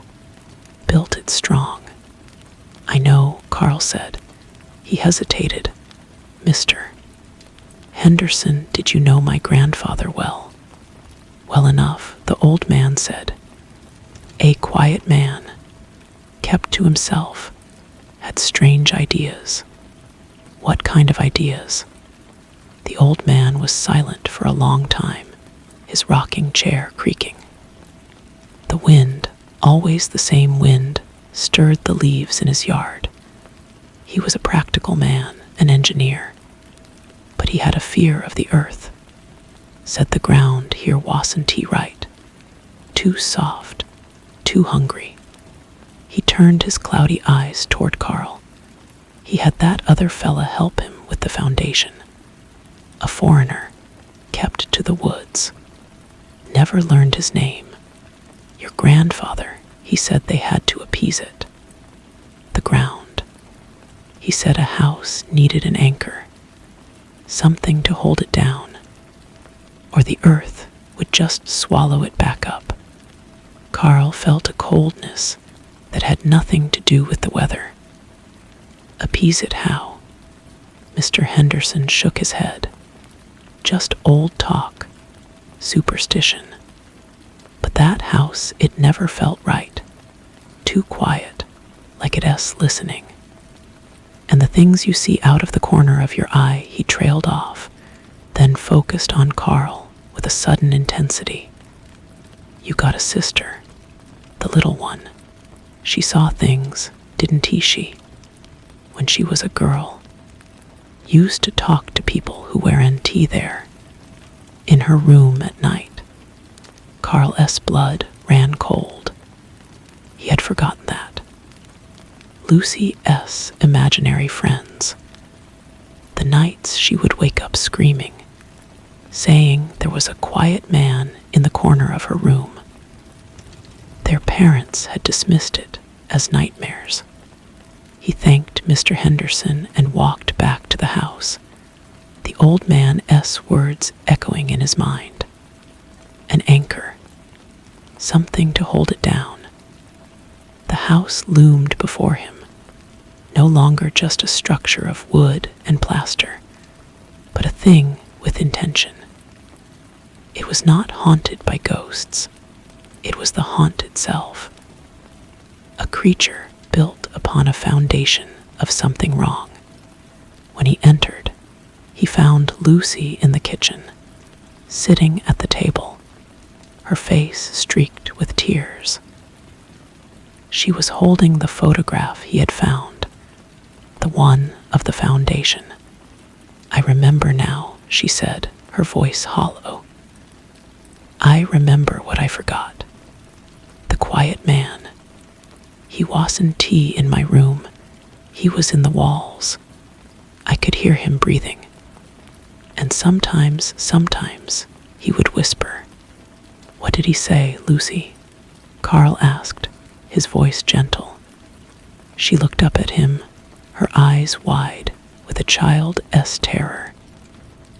He said the house was hungry. He said it was almost time to wake up. The climax came that night. A storm rolled in, whipping the trees outside into a frenzy. The wind was no longer a whistle, but a shriek. The house groaned and shook, its timbers protesting. The lights flickered and died, plunging them into darkness. Carl had lit a kerosene lamp, and its shaky light sent monstrous shadows dancing across the walls. The sounds from within were no longer subtle. The scratching in the walls was a frantic scrabbling. The whispering was a chorus now, a sibilant rush coming from the vents, from the floorboards, from the very air. And beneath it all, a low, deep, rhythmic sound, like a giant heart beating under the foundation. "It's in the cellar," Lucy said, her voice eerily calm. She was standing at the top of the cellar stairs, looking down into the impenetrable blackness. The sweet, rotten smell was overwhelming, pouring up the stairs like a foul breath. Carl stood beside her, the lamp held high. The light did not penetrate far into the darkness below. "We have to go down there." "I know," Lucy said. They descended the stairs slowly, each step a creaking protest. The cellar was a cavern of shadows, filled with the detritus of decades. The lamplight revealed jars of preserved fruit, their contents bloated and discolored, old furniture shrouded in sheets that looked like ghosts. But at the far end of the cellar, something was different.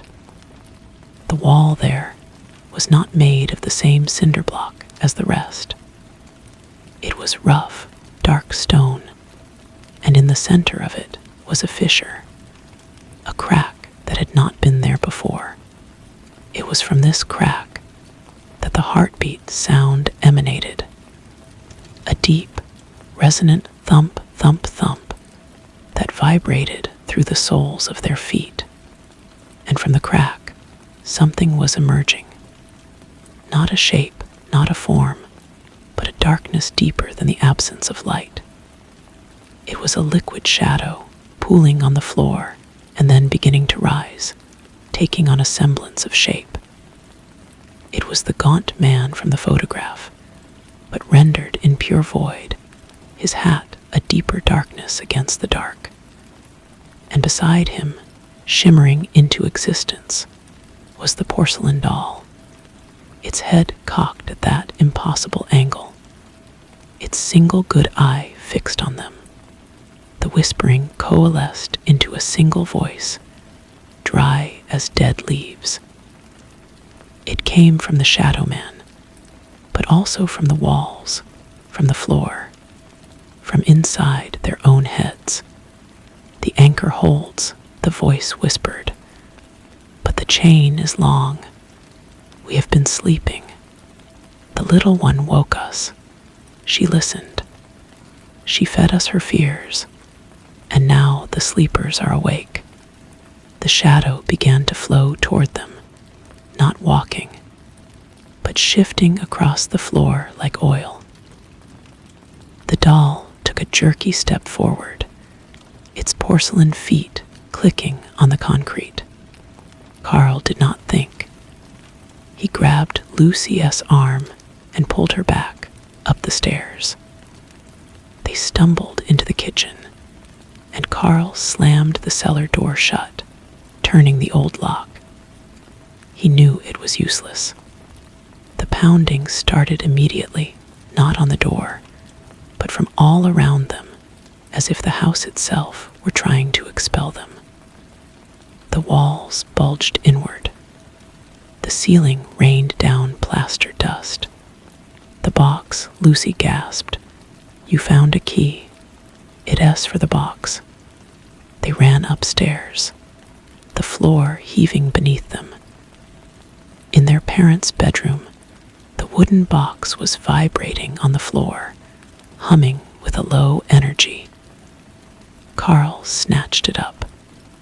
It was surprisingly heavy. "Open it," Lucy screamed. Carl fumbled with the clasp. He threw the lid open. Inside, there was no monster, no ghost. There was only a set of small, yellowed bones, carefully arranged on a bed of dark velvet. They were the bones of a child's hand, and nestled among them was a single milky white stone, smooth and cold. As Carl looked at it, the stone seemed to pulse with a faint, internal light, in time with the beating from the cellar. The pounding stopped. The whispering ceased. The house fell silent. The only sound was the rain lashing against the windows. Carl and Lucy looked at each other, breathless, waiting. Nothing happened. The tension did not break. It simply settled, becoming a permanent part of the air. The presence was still there, all around them, but it was waiting now, watching.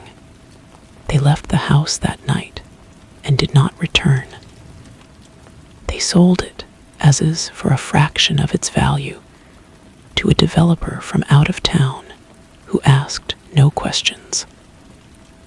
They split the money and went their separate ways, back to their separate lives. A chasm of unspoken horror between them. Sometimes, in the deep silence of his apartment 3 states away, Carl will take the key from his pocket, the long, slender key that he could not leave behind. He will hold its cold weight in his hand, and he will think of the box and what they left inside it, sitting unlocked on the bedroom floor for the new owner to find. He will think of the anchor and what it anchors, and whether the chain is truly long enough to reach him here. And he will listen in the quiet of the night for a sound that is almost a whisper, a rhythm that is almost a heartbeat, wondering if he only imagines it, or if the house, and what sleeps beneath it, is simply waiting for a quieter moment to call him home. He never learned what the stone was for. He tried to forget the stone, to bury the memory of its cold, milky pulse under the weight of his new life. He filled his apartment with bright, modern furniture and kept the television on for noise. But the silence always found a way in, usually in the hour just before dawn, when the city outside was at its stillest. It was in that silence that the memory would surface, vivid and chilling. He started researching. It was a compulsion, a need to arm himself with knowledge against a thing he could not define. He spent nights in the glow of his computer screen, scrolling through archives of local folklore and geological surveys of the region. He found nothing about his grandfather or the gaunt man. The town's history was bland, agricultural. But he did find repeated, vague references to the area's indigenous peoples and their stories of sleeping giants and stones that dream. It was all dismissed as superstition, the kind of tale told to children. The developer who bought the house, a man named Davies, called him once 6 months after the sale. His voice was strained, too cheerful. "Just checking in," Davy said. "The place is a real gem. Solid bones. Have you started the renovations?" Carl asked, his throat tight. A pause. "There's been some delays. Permits, you know how it is. The foundation needs more work than we thought. Strange for such a well-built house. It's like the ground underneath is shifting." Carl ended the call quickly after that, his hand trembling. He knew then that it wasn't over. The anchor was still there, and the chain was indeed long. The dream began a week later. He is back in the cellar. The kerosene lamp is in his hand, but its light is weak, barely pushing back the gloom. He is alone. From the fissure in the stone wall, the darkness pours out, but this time it does not form a man. It forms Lucy. She is standing by the old fruit jars, her back to him, wearing the faded yellow dress from the porcelain doll. "You left it unlocked," she says, but her voice is the dry, whispering chorus from the walls. She turns her head, and her face is smooth, featureless porcelain. He needs a keeper for the stone. The new man is not suitable. Carl woke up gasping. The dream déjà vu so strong it left him disoriented for hours. He tried to call Lucy. The phone rang and rang, eventually going to a generic voicemail greeting. He hadn't spoken to her since they signed the papers. He called again and again. A cold dread began to crystallize in his stomach. He drove for 10 hours straight, the city giving way to suburbs, then to fields, then to the familiar, dense woods that surrounded their hometown. He didn't go to the old house. He went straight to Lucy S. apartment, a small place on the other side of town she'd rented after the sale. Her car was in the driveway. The curtains were drawn. He knocked, first politely, then with increasing urgency. There was no answer. A neighbor, an elderly woman watering her petunias, eyed him with suspicion. "Haven't seen her in a few days," the woman offered. "Which is odd. She's usually coming or going. Quiet, though, keeps to herself." Using a credit card, Carl jimmied the cheap lock on Lucy S. door. The apartment was dark and stale. It was tidy, but a fine layer of dust had settled on everything. It felt vacant, not just unoccupied, but abandoned. On her small kitchen table, illuminated by a sliver of light through the curtains, lay a single item. It was the black and white photograph of the foundation. Someone, likely Lucy, had drawn a circle in red ink around the gaunt man's hand. He was holding something, a small, pale object that Carl had never noticed before. It was the milky white stone. His heart hammered against his ribs. He ran from the apartment, not bothering to close the door. He knew where he had to go. The sun was beginning to set, casting long, distorted shadows from the trees that lined the road to their childhood home. The house looked different. The developer's sign was still out front, but it was faded and tilted. No work had been done. The windows were dark, but one on the second floor, the window to Lucy S. old room, was open, the curtain flapping in the breeze. The front door was unlocked. The smell hit him first. It was not the sweet rot of the cellar, but the dry, ancient scent of dust and disuse, undercut with something else, something metallic and cold. The house was a shell. All the furniture was gone, the floors bare. The silence was absolute, a heavy blanket smothering all sound. He called out Lucy's name, his voice swallowed by the emptiness. He found his way to the cellar door. It was open, a rectangle of pure blackness. The stairs groaned a familiar protest as he descended, his phone's flashlight beam cutting a shaky path through the dark. The cellar was empty, cleared out, except for the far wall. The fissure in the stone was wider now, a gaping mouth a foot across. The rough-hewn rocks around it were stained a dark, damp color.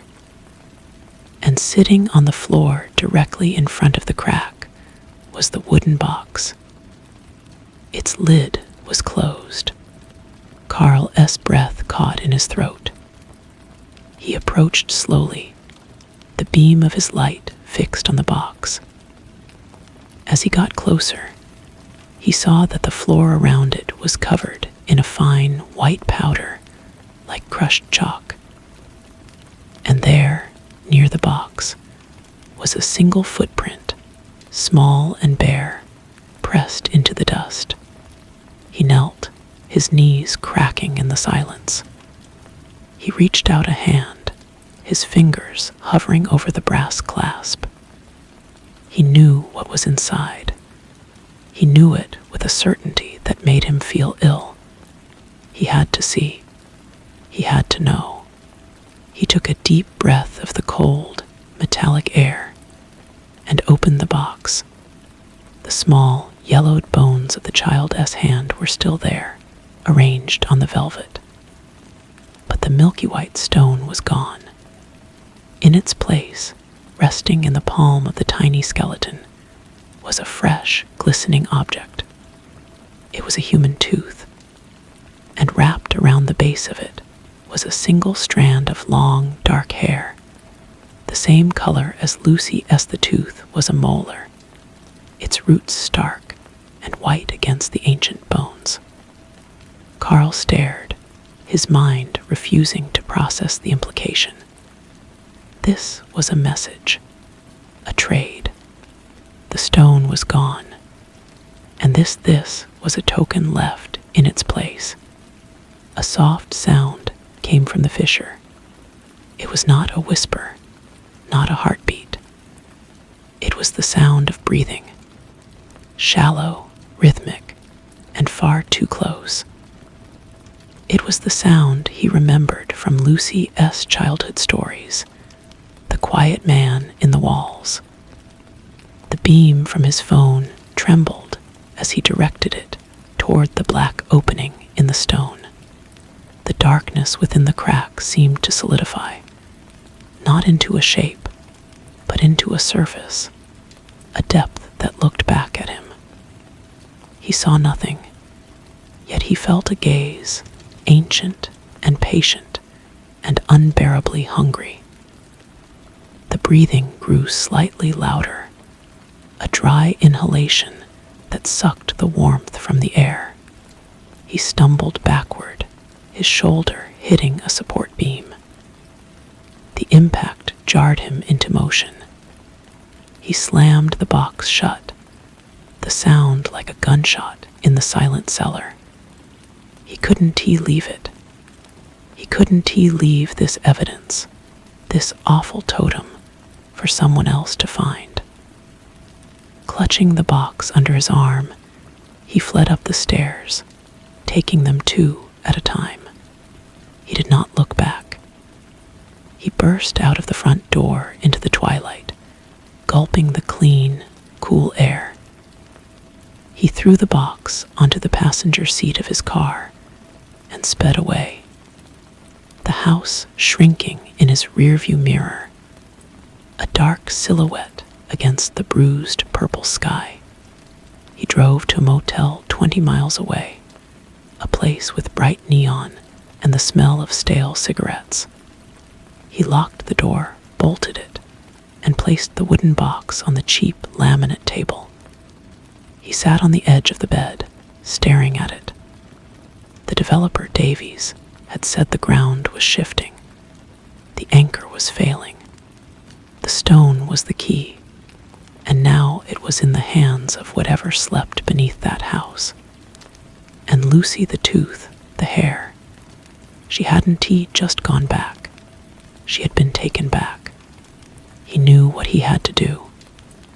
It was an insane thought, a leap into the very superstition he had tried to escape. But the tooth in the box made it real. This was not a ghost story anymore. It was a transaction.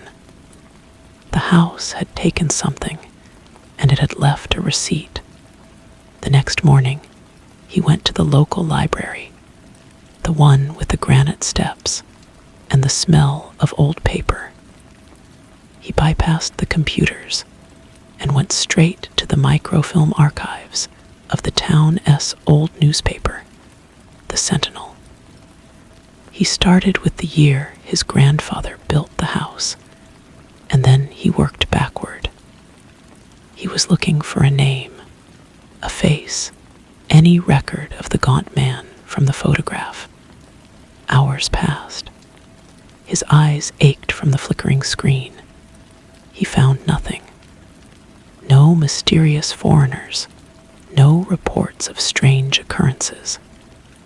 It was as if the man had never existed. Frustrated, he was about to give up when he decided to check the year after the house was built. Buried in the social announcements, a small 2-line item caught his eye. Mr. Alastair Ainsley expresses his profound gratitude to Mr. Elias Hargrave for his consultation on the structural integrity of his new residence on Elm Street. Elias Hargrave. The name meant nothing to him. He searched for it. There was only one other mention, an obituary from 3 years later. It was brief. Elias Hargrave, a geologist and surveyor by trade, had died in a fire that consumed his isolated cabin in the woods.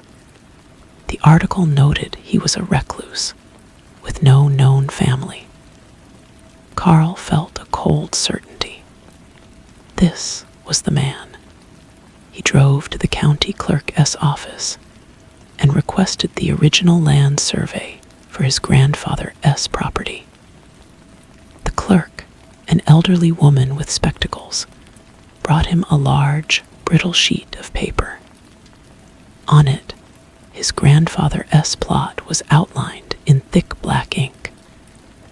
But in the corner, in a spidery, faded script, were notes. They were not about boundary lines. They were calculations, measurements of soil density, water tables, and a single underlined phrase written next to a deep, natural fissure in the bedrock that corresponded exactly with the location of the cellar wall. The phrase was, "Requires stabilization. Recommend a lodestone of significant purity. A keeper must be appointed." The signature at the bottom was not his grandfather's. It was Elias Hargrave's. Carl returned to the motel room, the survey copy folded in his jacket pocket. The box was still on the table. He understood now. His grandfather, the practical engineer, had known the ground was unstable. Hargrave, the recluse with his strange ideas, had provided a solution that was part science, part something else. The stone was a lodestone, a natural magnet, but used for a purpose far beyond attracting metal. It was an anchor, not for the house, but for what was under it, and a keeper was needed to tend it.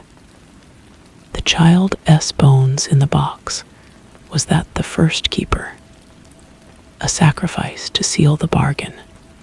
He looked at the box containing the tooth. Lucy was the new keeper. The house had chosen her when she was a child, had fed on her fears, and now it had called her back to take up the duty she had unknowingly been promised. The thought was monstrous. Couldn't he go to the police? What would he say? That his sister was being held captive by a supernatural geological formation. They would think he was insane. This was a problem with roots in a different kind of reality, one that required a different kind of solution. He had to go back, not as a frightened boy running from his past, but as the last remaining Ainsley. He had to find the lodestone and break the anchor. He had to get Lucy out. He opened the box once more, looking at the tiny bones and the glistening tooth. He carefully picked up the tooth, the strand of hair coiling around his finger. He put it in his pocket. He would need it. He knew he would need it to find her. As night fell, he drove back toward Elm Street. This time, he parked a block away and approached on foot.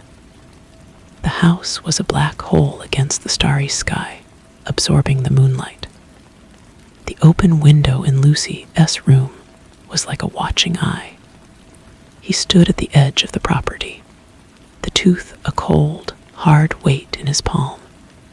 He felt a pull, a subtle magnetic draw toward the cellar. The chain was tightening. It was time to see how long it really was. The front door was ajar, just as he had left it. The darkness within seemed thicker now, a tangible presence that resisted the beam of his flashlight. He stepped inside, the floorboards creaking under his weight. The air was cold and still, carrying the same metallic scent he remembered from before. But now it was stronger, mixed with the faint, sweet smell of damp earth. He didn't hesitate. He walked straight through the barren living room and into the kitchen, his light sweeping across the empty spaces where a table and chairs used to be. The cellar door stood open, a void waiting for him. The pull from the tooth in his pocket was a steady, low thrum, a physical tether drawing him down. The stairs groaned a welcome, or a warning. The beam of his light cut through the blackness, illuminating the clean, swept floor of the cellar. It was empty save for the gaping fissure in the far wall. The darkness within it was absolute, a solid thing. The breathing was there, just as before, a soft, rhythmic sigh that seemed to emanate from the stones themselves. Carl stood at the bottom of the stairs, his heart pounding. He focused on the tooth in his hand, clutching it until the edges bit into his palm. He thought of Lucy, of the red circle she had drawn on the photograph. She had known, on some level, what the stone was. She had been trying to understand. "I'm here," he said, his voice a dry croak that was swallowed by the silence. "I've come for my sister." The breathing stopped. For a long moment, there was nothing. Then a new sound began, a slow, grating scrape from deep within the fissure. It was the sound of stone moving against stone. The darkness in the cracks seemed to ripple, and then it began to recede, not as light would, but as a tide pulling back, revealing a narrow, descending passageway that should not have existed behind the cellar wall. The air that flowed out was ancient and cold, smelling of deep rock and something organic, like old leaves. This was not a place built by his grandfather. This was something older, much older. The passage was rough and low, carved directly into the bedrock. Carl knew, with a certainty that chilled his blood, that this was where he had to go. This was where Lucy was. He took a step forward, then another, his flashlight beam probing the tunnel. The walls were close, glistening with moisture. The floor was smooth, worn down by time or by something else. He had to crouch to enter. The sound of his own breathing was loud in the confined space, but underneath it, he could hear the faint, rhythmic sound returning, not from in front of him now, but from all around. It was the heartbeat. It was closer. The tunnel sloped downward, twisting gently. After 20 feet, it opened into a small, circular chamber. The air was different here, heavy and still. His light revealed walls that were not rough stone, but smooth, almost polished, and covered in faint, carved markings. They were not letters or pictures he could recognize, just spirals and intersecting lines that made his eyes ache. In the center of the chamber, sitting on a flat stone that looked like a natural altar, was the milky white lodestone. It pulsed with a soft, internal light, casting shifting shadows around the room. And kneeling before it, her back to him, was Lucy. She was still wearing her jeans and sweater, but they were smudged with dirt. Her head was bowed, her dark hair falling around her face. She was perfectly still. "Lucy," Carl whispered, his voice cracking with relief and fear. She didn't move. He took a step closer. "Lucy, it's me. We have to go." He reached out to touch her shoulder, and his fingers brushed against something cold and smooth. Porcelain. He jerked his hand back as her head slowly turned.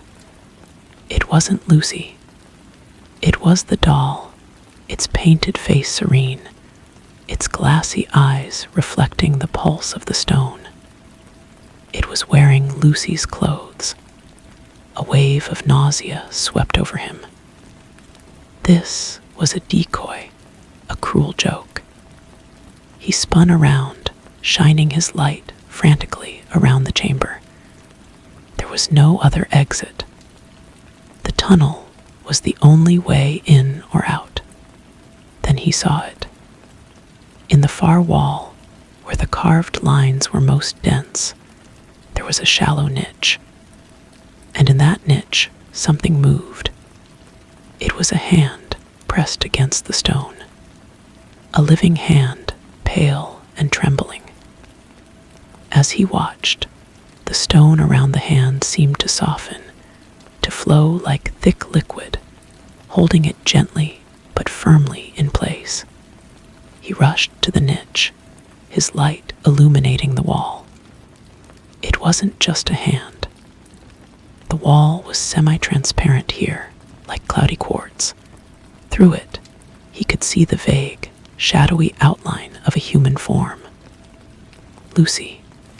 She was embedded in the stone, her face a mask of silent terror, her mouth open in a soundless scream.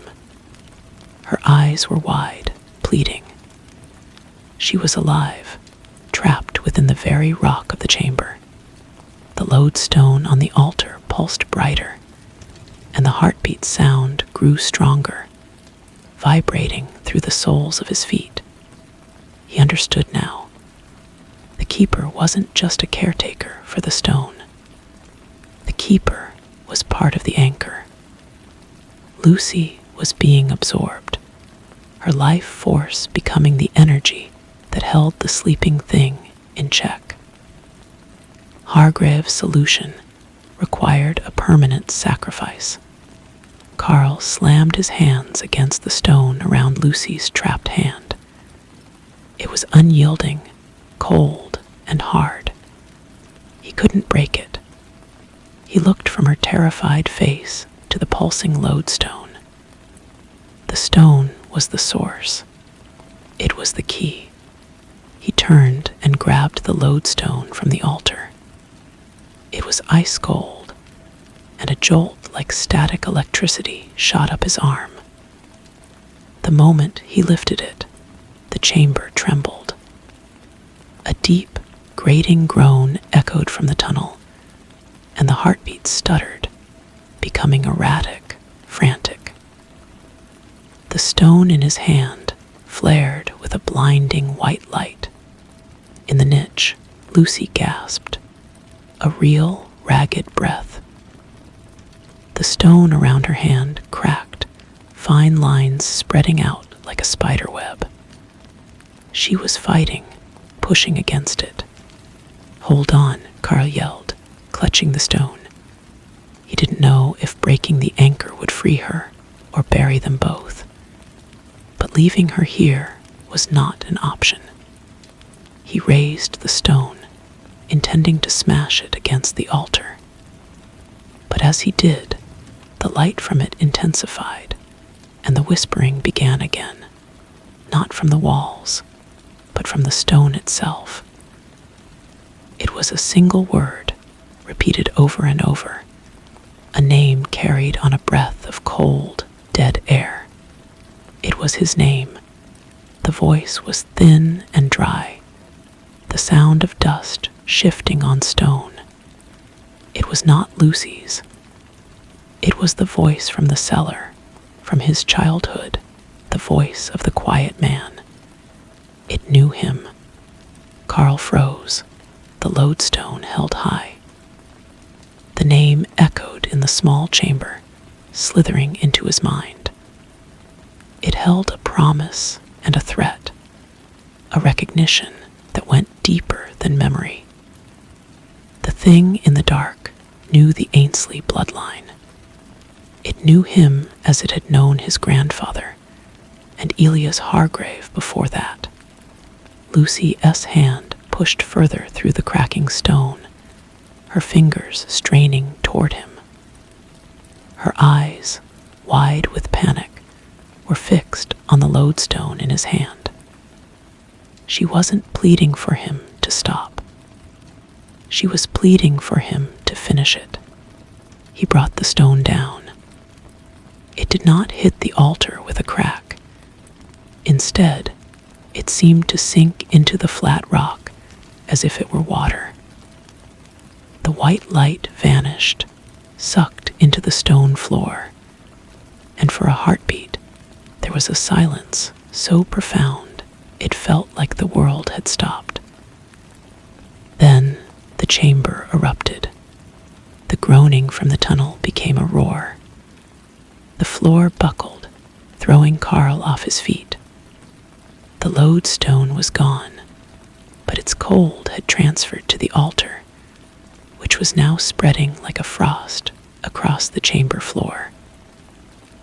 The carved symbols on the walls began to glow with a sickly green light.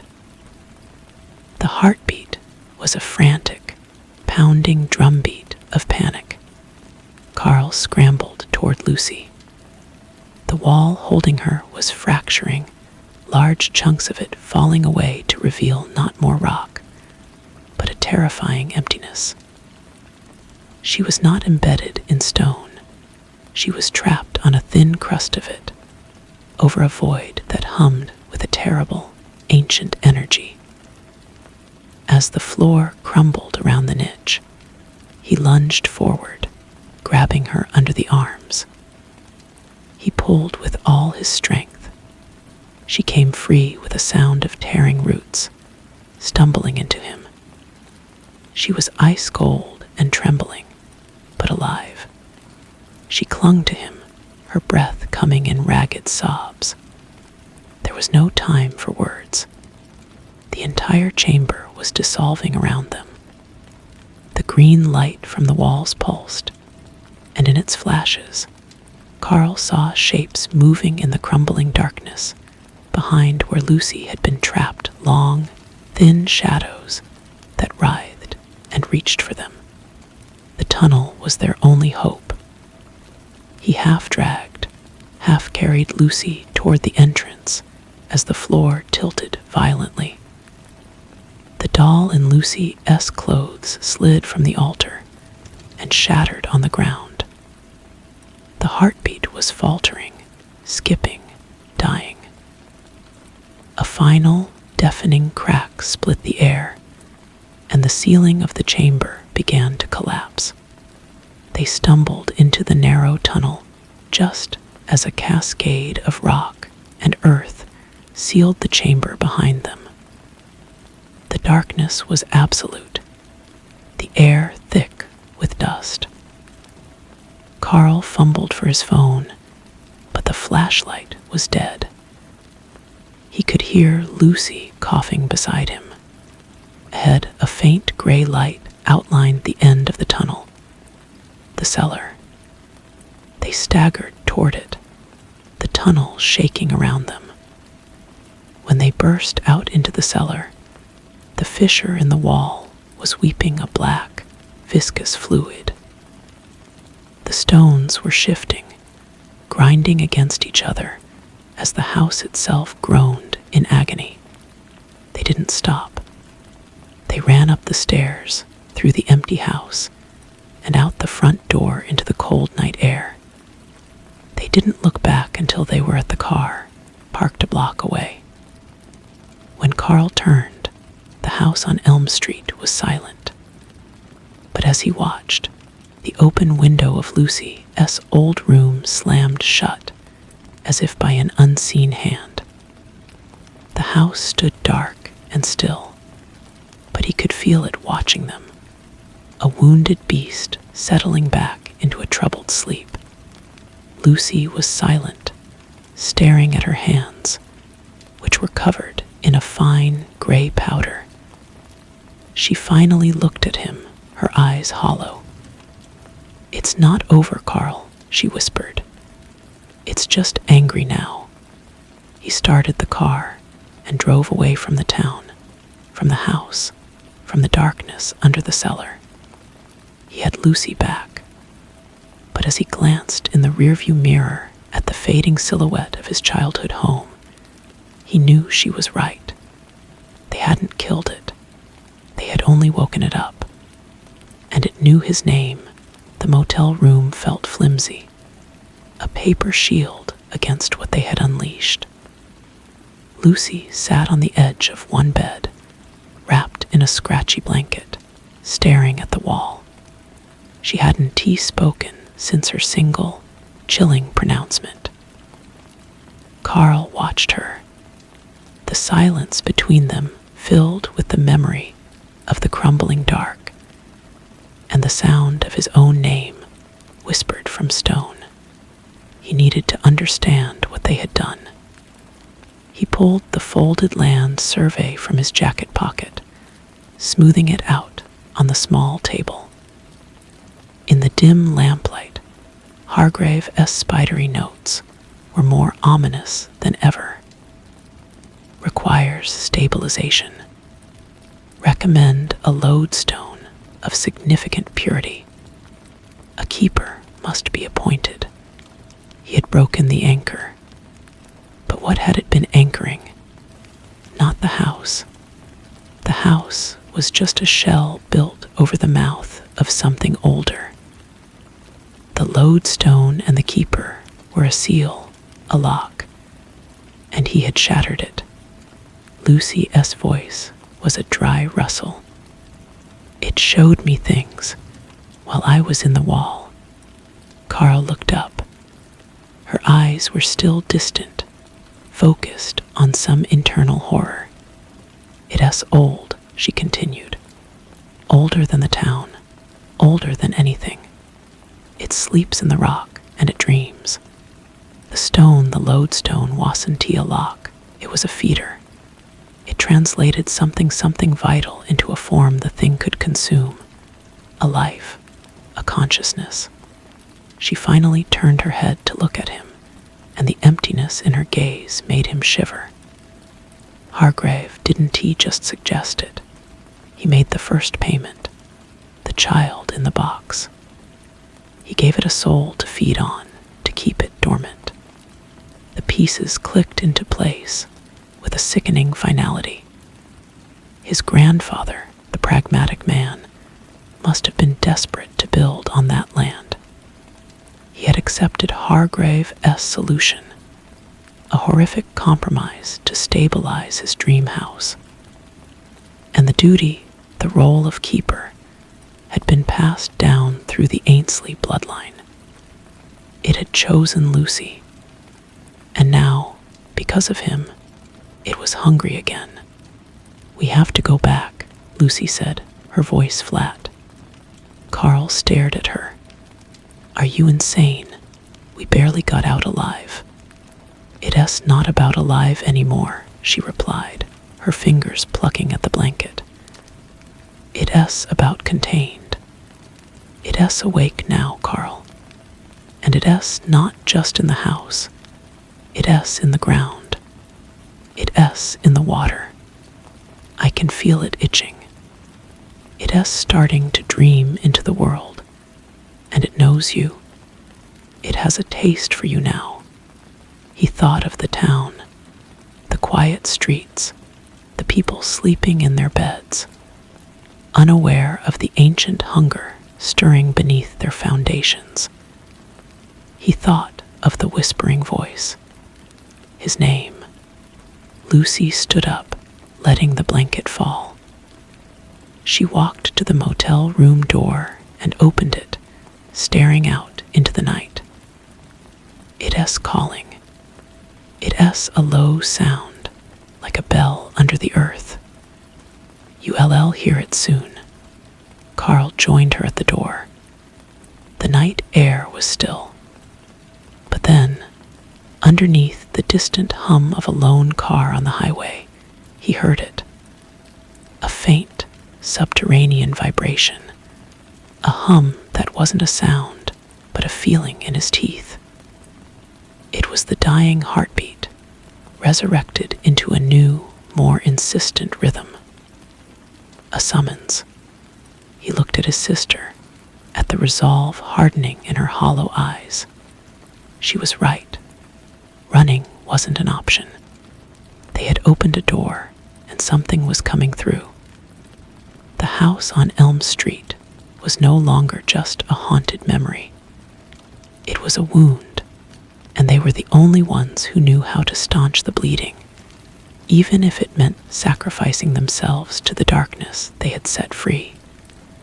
The transaction was not complete. A debt was owed, and the collector was awake. The hum was inside his skull now, a constant, low-grade pressure that made it hard to think. He closed the motel room door, but it didn't block out the feeling. Lucy turned from the window, her movements stiff, as if she were still partly trapped in the stone. "We need something else," she said. "Another way." Hargrave knew more than he wrote down. He wouldn't have created a solution with no failsafe. He was a businessman. There's always a contract, a loophole. Carl thought of the box, the tiny bones, the initial payment. What kind of loophole could there be for that? "The child," Lucy whispered, her eyes losing focus again. It wasn't just a sacrifice. It was a link, a blood link. Hargrave bound it with a life, but he would have wanted a way to control it, to renegotiate the terms. She pressed the heels of her hands against her temples. The stone is gone, but the link remains. The connection is in the blood, our blood. A cold dread settled in Carl's stomach. The Ainsley blood. Grandfather accepted the terms, Lucy said. He became the guarantor. That's why it could take me. But you broke the anchor. You disrupted the transaction. Now it's trying to collect directly. She looked at him, and for a first time, he saw a flicker of the old Lucy, the one who solved puzzles. Hargrave's house, the original one. It has to be there. The rest of the answers have to be there. The Hargrave mansion was on the other side of town. A dilapidated Victorian that had been looming over the community for a century. A monument to forgotten wealth and whispered rumors. It had been empty for decades. We can't go back there in the dark, Carl said, the memory of the cellars breathing still fresh. We don't have a choice, Lucy replied. The dark is when it's strongest. That's when we'll find what we need. She walked to the table and picked up the land survey, her fingers tracing the boundary lines. The town is built on a web. The house on Elm Street is the center. But the Hargrave place, it's an anchor point, too. A different kind. A place of calculation, not hunger. They drove through the sleeping town in silence. The streetlights seemed to flicker as they passed, and the hum was a physical force now, a vibration coming up through the car's chassis. Carl felt a pull, a desire to turn the wheel toward Elm Street, to go back into the cellar and lie down in the dark. He gripped the steering wheel tighter. The Hargrave mansion was even more imposing up close. It was a skeleton of a house, its paint peeled away to reveal gray, rotting wood. The front gate was chained shut, but the chain was rusted through. They pushed it open with a screech of metal that was swallowed by the oppressive quiet of the night. The front door was massive, oak banded with iron. It was locked. Carl was about to suggest breaking a window when Lucy simply pushed. The door swung inward without a sound, as if it had been expecting them. The air inside was dry and still, smelling of old paper and dust. A stark contrast to the organic decay of his grandfather's house. Moonlight filtered through grimy windows, illuminating a grand foyer choked with sheet-covered furniture. Everything was layered in a thick, undisturbed blanket of dust. "It's not here," Lucy said, her voice echoing in the vast space. "The house is just a shell. The real place is below." They found a door hidden behind a heavy tapestry, a door that led not to a cellar, but to a study. The room was a time capsule. Floor to ceiling, bookshelves were crammed with ledgers and leather-bound volumes. A massive desk dominated the center of the room, and on it sat a single, clean object, a brass apparatus that looked like a cross between an astrolabe and a spiderweb. Lucy went straight to the desk. She ignored the device and began pulling open drawers. Carl scanned the bookshelves. His eyes fell on a ledger different from the others. It was bound in a dark, slick leather that made him uncomfortable. He pulled it out. The cover was embossed with with a single symbol, a spiral contained within a triangle. He opened it. The pages were filled with Hargrave's precise handwriting, but it wasn't accounts of money. It was a log of transactions of a different kind. Dates, names, and descriptions of properties. And on the last page with writing, he found it. The address on Elm Street. Next to it was his grandfather's name, Arthur Ainsley, and a single word, accepted. Below that, in fresher ink, as if added recently, was another note. The anchor fails. The line weakens.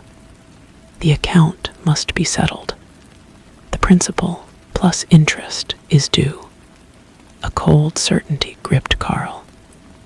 He looked at Lucy, who was holding a small iron key she had found in the desk.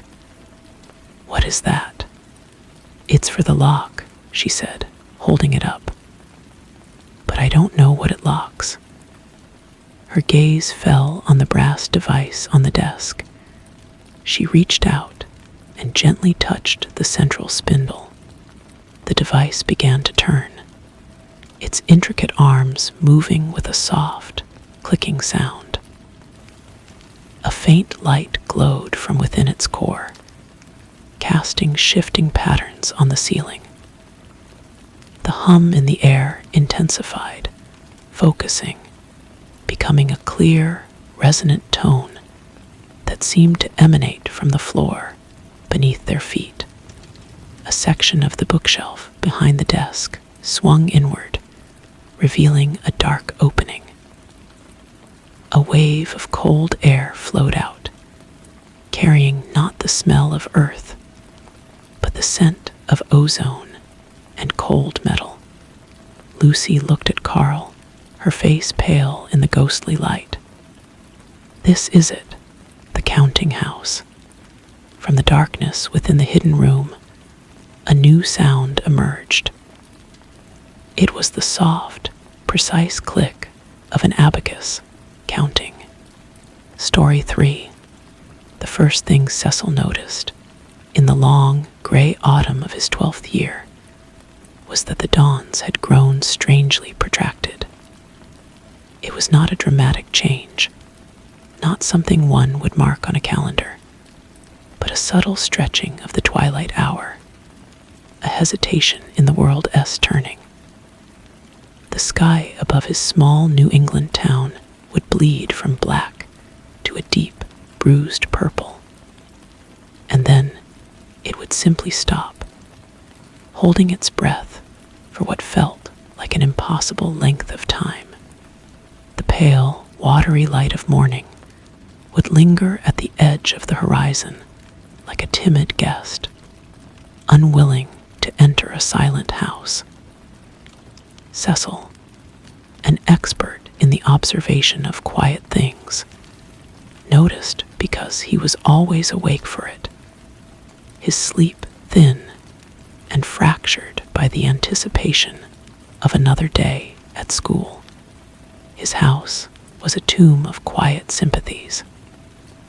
His mother, a woman whose spirit seemed to have been ironed flat by years of disappointment, moved through the rooms with a sigh perpetually poised on her lips. His father was a photograph on the mantel, a smiling ghost in a uniform. The silence was a presence, broken only by the tired creak of the floorboards and the distant, mournful whistle of the freight train that cut through the woods behind their property each evening. It was a sound that spoke of leaving, and Cecil often imagined himself aboard it, carried away to some place where his name Wasson T whispered with derision on the playground. The bullies at school were not clever, but they were relentless. Their leader was a boy named Mark, whose cruelty had the unthinking efficiency of a natural force. They did not call Cecil names so much as they defined him by his absence of friends, of a father, of any discernible armor. They would corner him by the chain-link fence that separated the schoolyard from a scrapyard of rusting cars, their voices a dull, buzzing hum of insults. The worst part was the physical sensation.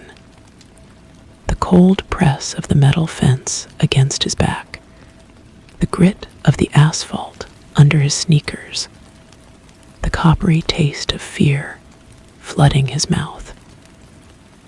He felt like a small, soft creature waiting for the shadow of a hawk. The change began with the arrival of the new neighbors. The house next door, a Victorian monstrosity with peeling paint, and a widow-esque walk that sagged like a broken spine, had been empty for years. Then, one Tuesday, a moving van appeared, disgorging not the chaotic jumble of a family life, but a series of large, shrouded objects that looked like furniture draped in white ghosts. He saw no people, only the hulking, silent forms being carried inside by two men who moved with a strange, synchronized grace. The only sign of life in the days that followed was an old man who would emerge in the late afternoon to sit on the porch, a blanket over his knees, his face a roadmap of deep wrinkles. He never waved, only stared out at the street with eyes that seemed to have seen every possible variety of nothing. Cecil first saw the girl a week later. He was hiding in the thicket of rhododendrons that separated the two properties, trying to delay the inevitable walk to school. She was standing perfectly still beneath the skeletal branches of an old oak tree in her backyard. She was small, perhaps a year or two younger than him, with hair the color of winter wheat and skin so pale it seemed almost translucent in the stubborn twilight. She wasn't playing. She was just standing, one hand resting on the rough bark of the tree, her head tilted as if listening to a sound only she could hear. He must have made a noise, a rustle of leaves or a sharp intake of breath, because her head turned slowly and her eyes found his.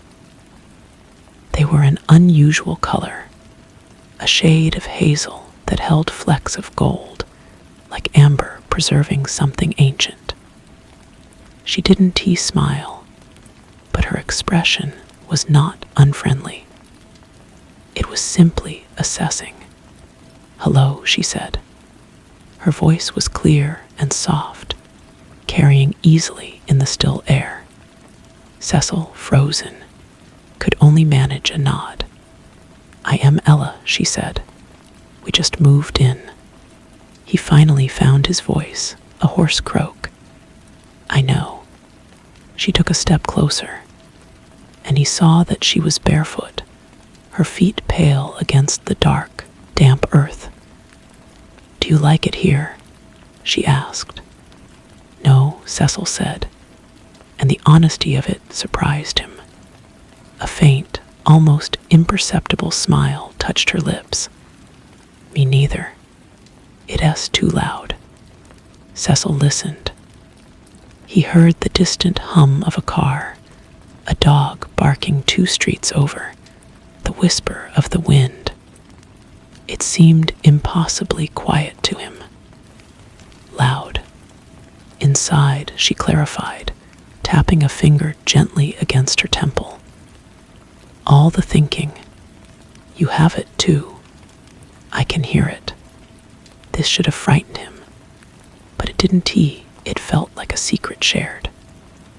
From that day on, they met in the twilight, in the liminal space between their yards. Their friendship was not built on games or childish chatter, but on a profound, unspoken understanding of solitude. Ella was quiet, her movements precise and economical. She spoke in a way that was both childish and eerily mature, as if she were reciting lines from a play she had memorized long ago. She never talked about where she came from or her family, and Cecil, who understood the sanctity of private sorrows, never asked. The old man on the porch was Bernard, she explained. He takes care of me. He is very tired. Cecil would sometimes see Bernard watching them from the kitchen window, his expression unreadable. A deep weariness etched into the lines around his eyes. He looked like a man standing guard over a tomb that was also a prison. Ellen never came to his house, and he was never invited into hers. Their world was the outdoors, the growing chill of the advancing season. She seemed impervious to the cold, wearing only a simple dress, even as Cecil bundled himself in a thick coat. Her touch, when she occasionally took his hand to lead him to show him a particularly interesting beetle, or a stone shaped like a heart, was cool, like smooth porcelain. The omens began to accumulate, small tears in the fabric of the ordinary. Cecil started having dreams, vivid and suffocating. He dreamed of a deep, dark root system spreading beneath the town, pulsing with a slow, thick liquid. He dreamed of standing in a field under a black sky, feeling the gaze of something vast and cold and hungry from the spaces between the stars. He would wake with a start, his room swimming in the protracted dawn, the silence feeling less like an absence and more like a held breath. One afternoon, as they sat on the low stone wall that bordered her property, Ella asked him about the bruises on his arm, the faint yellow-green shadows left by Mark S. fingers. "Did they hurt you?" she asked, her voice devoid of anger, merely curious. Cecil shrugged, a practiced gesture of dismissal. "It's nothing. They shouldn't do that," she said, her amber-flecked eyes fixed on him. "Blood is important. It shouldn't be spilled for no reason." The way she said it, with such solemn certainty, sent a small, cold trickle down his spine. It was the first time she had ever spoken of blood. The following week, Mark did not come to school. There was a whisper of a flu, something swift and vicious. When he returned a few days later, he was a ghost of his former self. Pale, listless, with deep, bruise-like shadows under his eyes. He moved slowly, and when his gaze passed over Cecil, there was no recognition, only a vacant, hollow fear. The other bullies, unnerved, left Cecil entirely alone. It was as if an invisible fence now surrounded him. Cecil felt a surge of guilty relief, followed by a deeper, more formless dread. He thought of Ella S. words. Blood is important. He confronted her that evening, as the sky hung in its usual state of hesitation. What happened to Mark? Ella was examining a fallen leaf, tracing its veins with a delicate finger. He was rude, she said simply. Bernard says people need to learn balance, to give back what they take. What does that mean? Cecil asked, his voice trembling slightly. She looked up at him, and for the first time, he saw something in her eyes that was not of a child. It was a patient, ancient knowledge. Everyone feeds, Cecil, some on kindness, some on fear. He fed on you. It was only fair. The revelation did not come as a single, shocking event, but as a slow, dawning horror. It was in the way Bernard looked at Ella, with a mixture of devotion and profound terror. It was in the fact that Cecil never saw Ella eat, only sometimes sip from a small, dark glass bottle that Bernard would bring her. It was in the stories. He began to piece together from town gossip, tales whispered over coffee counters, and hardware store aisle stories about the old house, about the family that had lived there generations ago, a family that kept to themselves and was rumored to have a strange affliction, a need that was not quite human. One night, unable to sleep, Cecil crept to his window.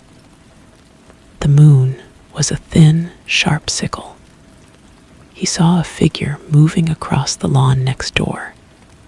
It was Ella walking toward the woods.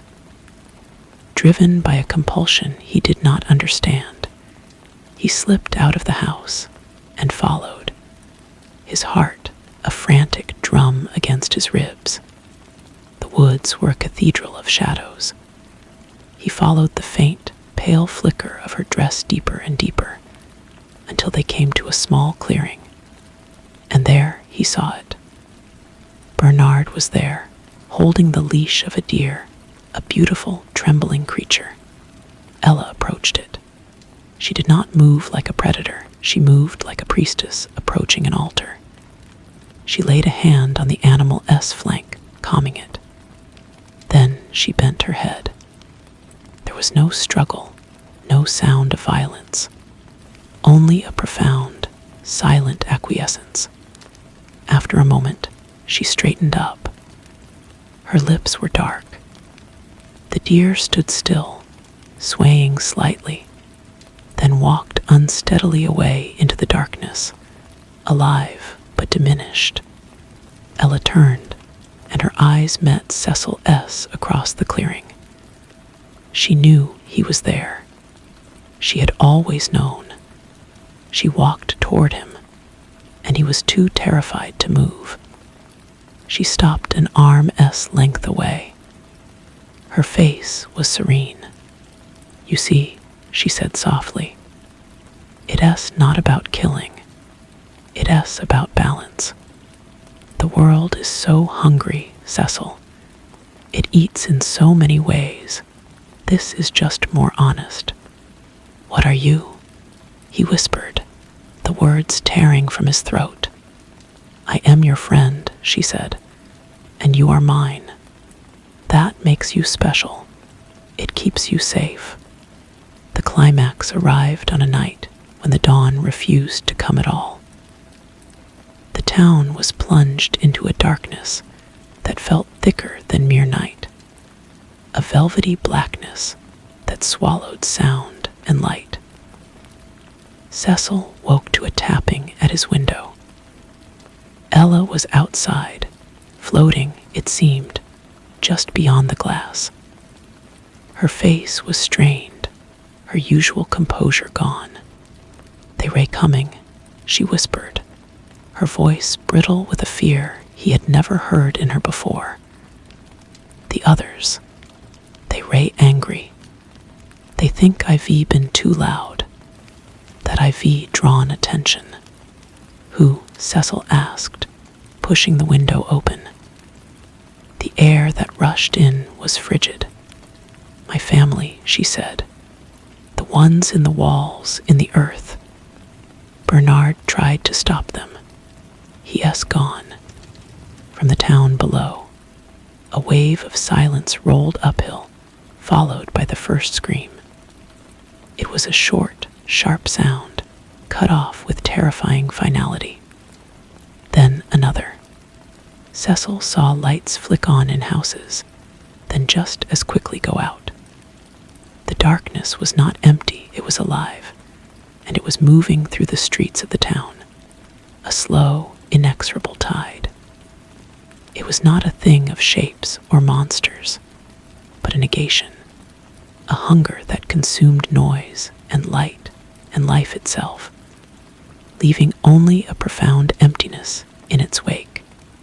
"Come with me," Ella said, her hand cold and strong as she gripped his. "You, Ray, the only one who understands. They one tea touch you if you ray with me." And Cecil, the lonely boy, the boy who longed for connection above all else, made his choice. He took her hand. She pulled him out the window, and they did not run downhill toward the terror, but upward toward the old house. They moved through the predatory darkness, which parted for Ella like a curtain. Cecil saw glimpses of things in the periphery of his vision. Windowsills blooming with frost in intricate, impossible patterns. Shadows that stretched and coiled like smoke. A sense of something vast and old, and utterly indifferent to the frantic scurrying of the lives it was extinguishing. They reached the house. The front door was gone, not broken, but simply absent, as if it had never been. Inside, it was not a house at all. The walls were gone, replaced by an infinite expanse of black, starless sky under a cold, dead moon. The floor was a surface of smooth, dark rock that seemed to stretch forever.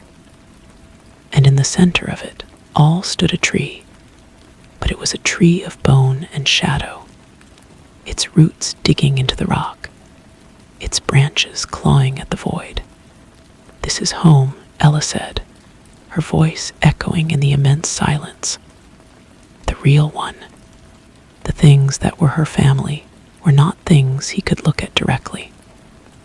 They were concentrations of the darkness, ideas of form and movement that hurt his mind to perceive. He felt their attention fall upon him, a pressure that threatened to crush his soul.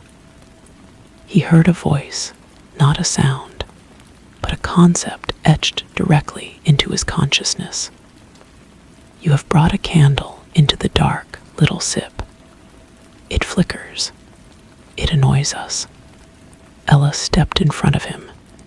"He is mine. He is quiet. He understands the balance." The pressure intensified. Cecil felt a coldness seeping into his bones, a numbness that started from within. He felt memories being drawn out of him like thread from a spool.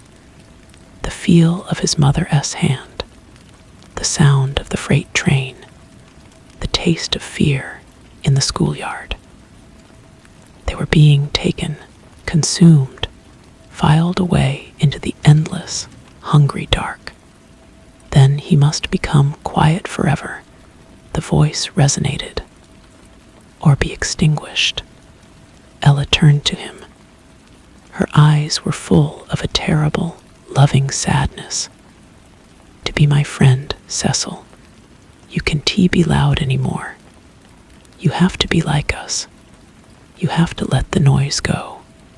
He understood. It was not a choice between life and death, but between being and nothingness. The connection he had craved was here, offered to him at the price of everything he was. The hunger of the world was not a metaphor. It was the only true thing. And as the ancient, cosmic cold filled him, leaching the warmth of his memories, the color from his thoughts, he nodded. The regression was not a fall, but a gentle drifting. Cecil's mind began to collapse into ever-distant memories, losing itself. The present dissolved. The hungry dark receded, replaced by the soft, warm light of a summer afternoon long, long ago. He was small. He was sitting on a lawn that was impossibly green. A man was laughing, a deep, warm sound that vibrated in Cecil's small chest. The man lifted him high into the air, toward the sun. Cecil was laughing too. He was safe. He was loved. He could not remember the man's name or his own, but the feeling was everything. It was a perfect, isolated moment, a beautiful, fading photograph. And then that too began to soften at the edges, the colors bleeding together, the sound of the laughter growing faint, like a radio station fading as the car drives out of range. The light dimmed to a pleasant gray. There was no fear. There was no pain. There was only the quiet, the beautiful, everlasting quiet. The dawn, when it finally broke, was a pale, sickly thing. It revealed a town that was eerily still. No cars started. No school buses ran. Doors hung open onto silent hallways. In some houses, people sat at breakfast tables, their coffee cold, their eyes vacant, their minds scoured clean of the noisy, troublesome things called memories. They were quiet now. Perfectly, peacefully quiet. On the stone wall between the two houses, a girl with wheat-colored hair sat, swinging her bare feet. She looked toward Cecil's window, and a faint, sad smile touched her lips. She had a friend. He was very quiet now. He understood the balance.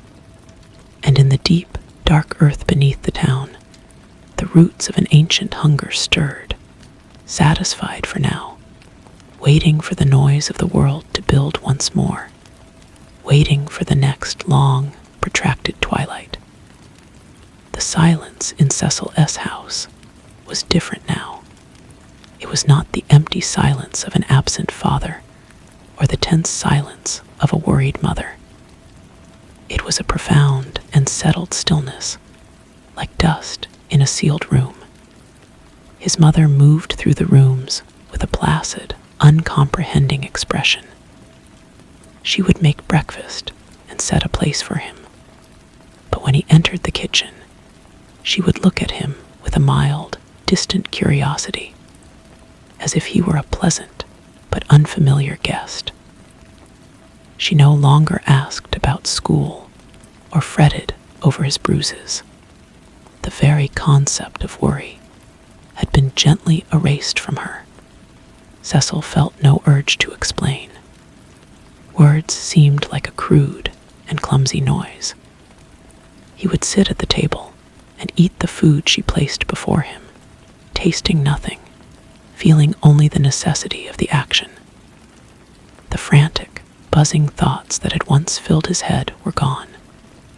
In their place was a smooth, cool blankness, a lake frozen solid under a windless sky. He was aware of things, the texture of the tablecloth, the sound of a bird outside, but they did not connect to any feeling or memory. They just were. Spent his days with Ella. They did not speak much. Speech was largely unnecessary. They would walk through the woods, which were no longer a place of shadows and fear, but simply a collection of shapes and sensations. The deer they sometimes encountered would not startle and run. They would stand and watch with calm, knowing eyes, and Cecil felt a kinship with them, a shared understanding of their place in the order of things.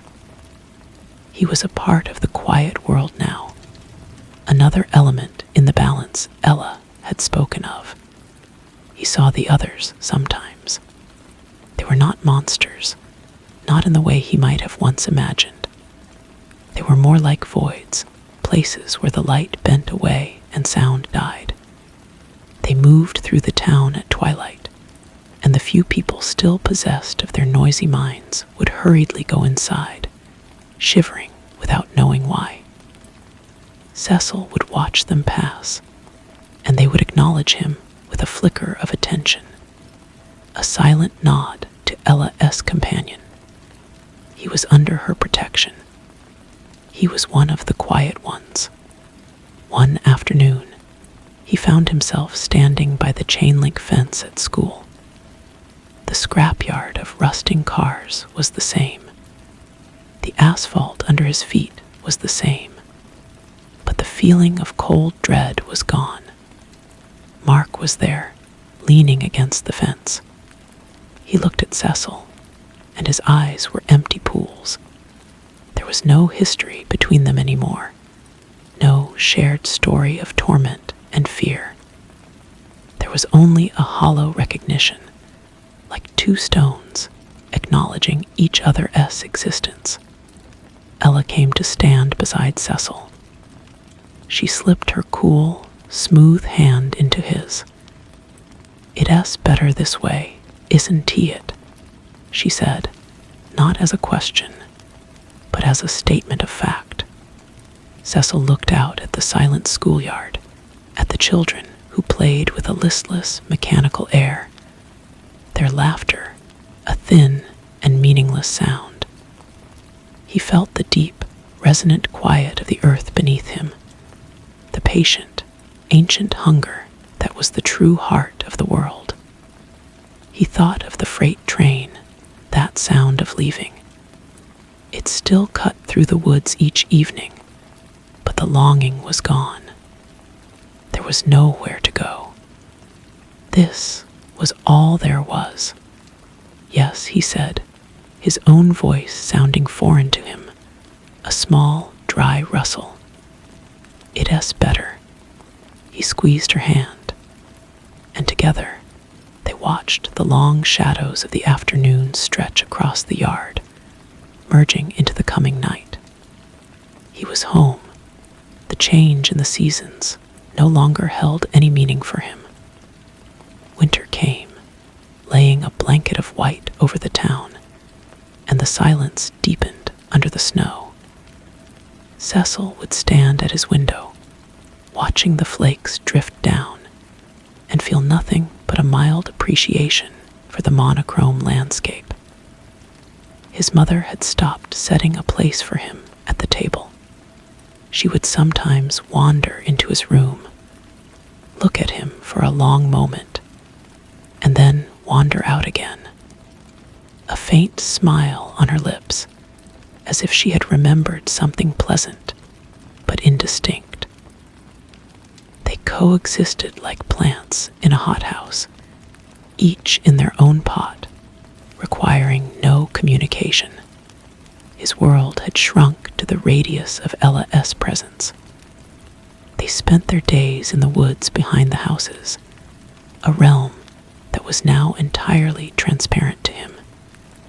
He saw the life there not as individual creatures, but as a single, flowing system of energy.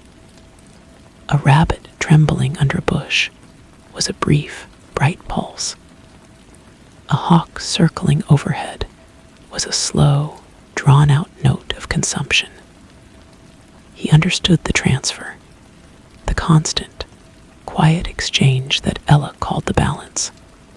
He never felt hunger for food, only a deep, placid thirst that was quenched by the simple act of being near her. One evening, as they sat in the clearing where he had witnessed the deer, Ella spoke into the stillness. "They are pleased with you," she said. "You have adapted well. The noise is almost entirely gone." Cecil nodded. He could feel it, or rather, feel the lack of it. The internal static of fear and desire had been replaced by a hum that was not a sound, but a vibration, the baseline frequency of the quiet world. "There is one last thing," she continued, her amber-flecked eyes holding his. "A final step, to make it permanent, so you won't ever be loud again." He felt no apprehension. The concept of risk had been leached away along with his memories. He simply waited for her to explain. "You must give something back," she said. "A memory, not a noisy one, a quiet one, the last one that has any weight." He searched the smooth, frozen lake of his mind. Most of it was featureless. But there, deep beneath the ice, was a single point of warmth, a feeling of being lifted, a laugh that vibrated in a small chest, a sense of safety so profound it was like a physical touch. It was the memory she had allowed him to keep, the one he had retreated into during his change. The photograph was fading, but its impression remained. "That one," Ella said softly, though he had not spoken. She could see it, he realized. She could see the last flicker of light in the dark of him. "It's the most beautiful thing you have. That's why it has the most value. To complete the balance, you must give it willingly." A choice was presented, though it felt like no choice at all. To hold onto the echo of a feeling, a ghost of warmth, or to surrender it and become seamless with the quiet. To be complete. He closed his eyes. He focused on the memory, on the sensation of being held aloft in the sun. He held it in his mind, not with love or longing, but with a final, detached acknowledgement. Then he let it go. It did not vanish in a flash or a scream. It simply unraveled, the colors bleeding away until nothing was left, the warmth dissipating into the ambient cold. There was no sense of loss, because there was no longer a self to feel the loss. When he opened his eyes, the world was perfectly clear and perfectly flat. Ella was smiling at him, a true smile devoid of sadness. "Now you are quiet," she whispered. "Now you are home." He looked at his hands, then at the trees, then at the sky. Everything was simply itself. There were no layers, no meanings, no connections. He was a stone in a field. He was a fact. They walked back to the houses as the true dark settled in. The town was a collection of shapes without story. Cecil went inside his home. His mother was sitting in a chair, staring at a blank wall. He walked past her and up to his room. He lay down on his bed and looked at the ceiling. The freight train sounded in the distance, its whistle a long, mournful cry that traveled through the woods. He heard it. It was a sound. It meant nothing. Outside, on the stone wall, Ella sat alone, listening to the harmony of the quiet. She had a friend. He was perfect. And in the earth below, the hunger slept, sated by the offering, dreaming its long, dark dream of a world finally. And forever silent, the following spring, a for sale sign appeared in front of the house where Cecil lived. The real estate agent, a woman with a loud, cheerful voice, found the quiet boy and his placid mother unsettling. She could never get a straight answer about where the father had gone. The house never sold. People who came to look at it would walk through the rooms and leave feeling a profound melancholy, a sense of absence so deep it was contagious. They would get into their cars and drive away, unable to articulate the cold stillness that had seeped into their bones. Cecil and his mother stayed. They required little. The lawn grew wild, and the paint peeled, and the house became one with the gentle decay of the town. The noisy people, the ones who still felt ambition and desire, eventually moved away. Their houses were bought by quiet people, or they stood empty. The pace of life slowed to a crawl. The school closed due to lack of children. The world, in its busy, frantic way, seemed to forget the town existed, and the town was content to be forgotten. Ella never aged. Cecil, wrapped in her influence, did not age in the same way either. The years passed over him like water over a stone, leaving no mark. He was a young man with the eyes of something ancient and still. He and Ella were a fixed point, the quiet center around which the diminished life of the town revolved. The others, the voids that were her family, were less active now. The balance was maintained. There was little noise left to consume. One evening, many years later, a car he had never seen before, bright and new and terribly loud, came up the road. It stopped near the old stone wall. A man and a woman got out, talking in sharp, excited tones. They were surveyors. They unrolled maps and pointed toward the woods, talking about a new highway, about progress, about connecting the town to the bustling world beyond. Cecil watched them from his window. He felt a disturbance, a ripple in the quiet. It was not fear. It was more like the recognition of a pattern. The world's hunger was not just for silence. It was also for noise. It was a cycle. Ella was beside him suddenly, her presence cool and calming. She looked at the strangers, her expression unreadable. "The noise is returning," she said. Cecil nodded. He understood. The long quiet was ending. The hunger in the earth was stirring, not in anger, but in anticipation. It was preparing for a new kind of feast. The man with the map looked up and saw them in the window. He waved, a friendly, ignorant gesture. Cecil did not wave back. He simply watched. The man's smile faltered under the weight of that flat, empty gaze. He turned back to his companion, his voice suddenly lower. Ella took Cecil's hand. Her touch was the only sensation that registered, a point of cool certainty in a world that was about to become loud again. "It will be different this time," she whispered, "but we will be together. We are the balance." Together, they turned from the window and walked away from the light, deeper into the quiet of the house, waiting for the long twilight to begin again. The surveyors did not stay long.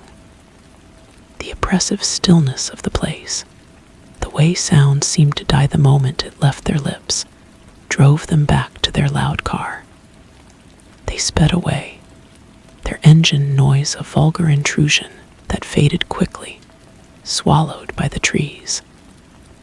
But the ripple they had caused remained.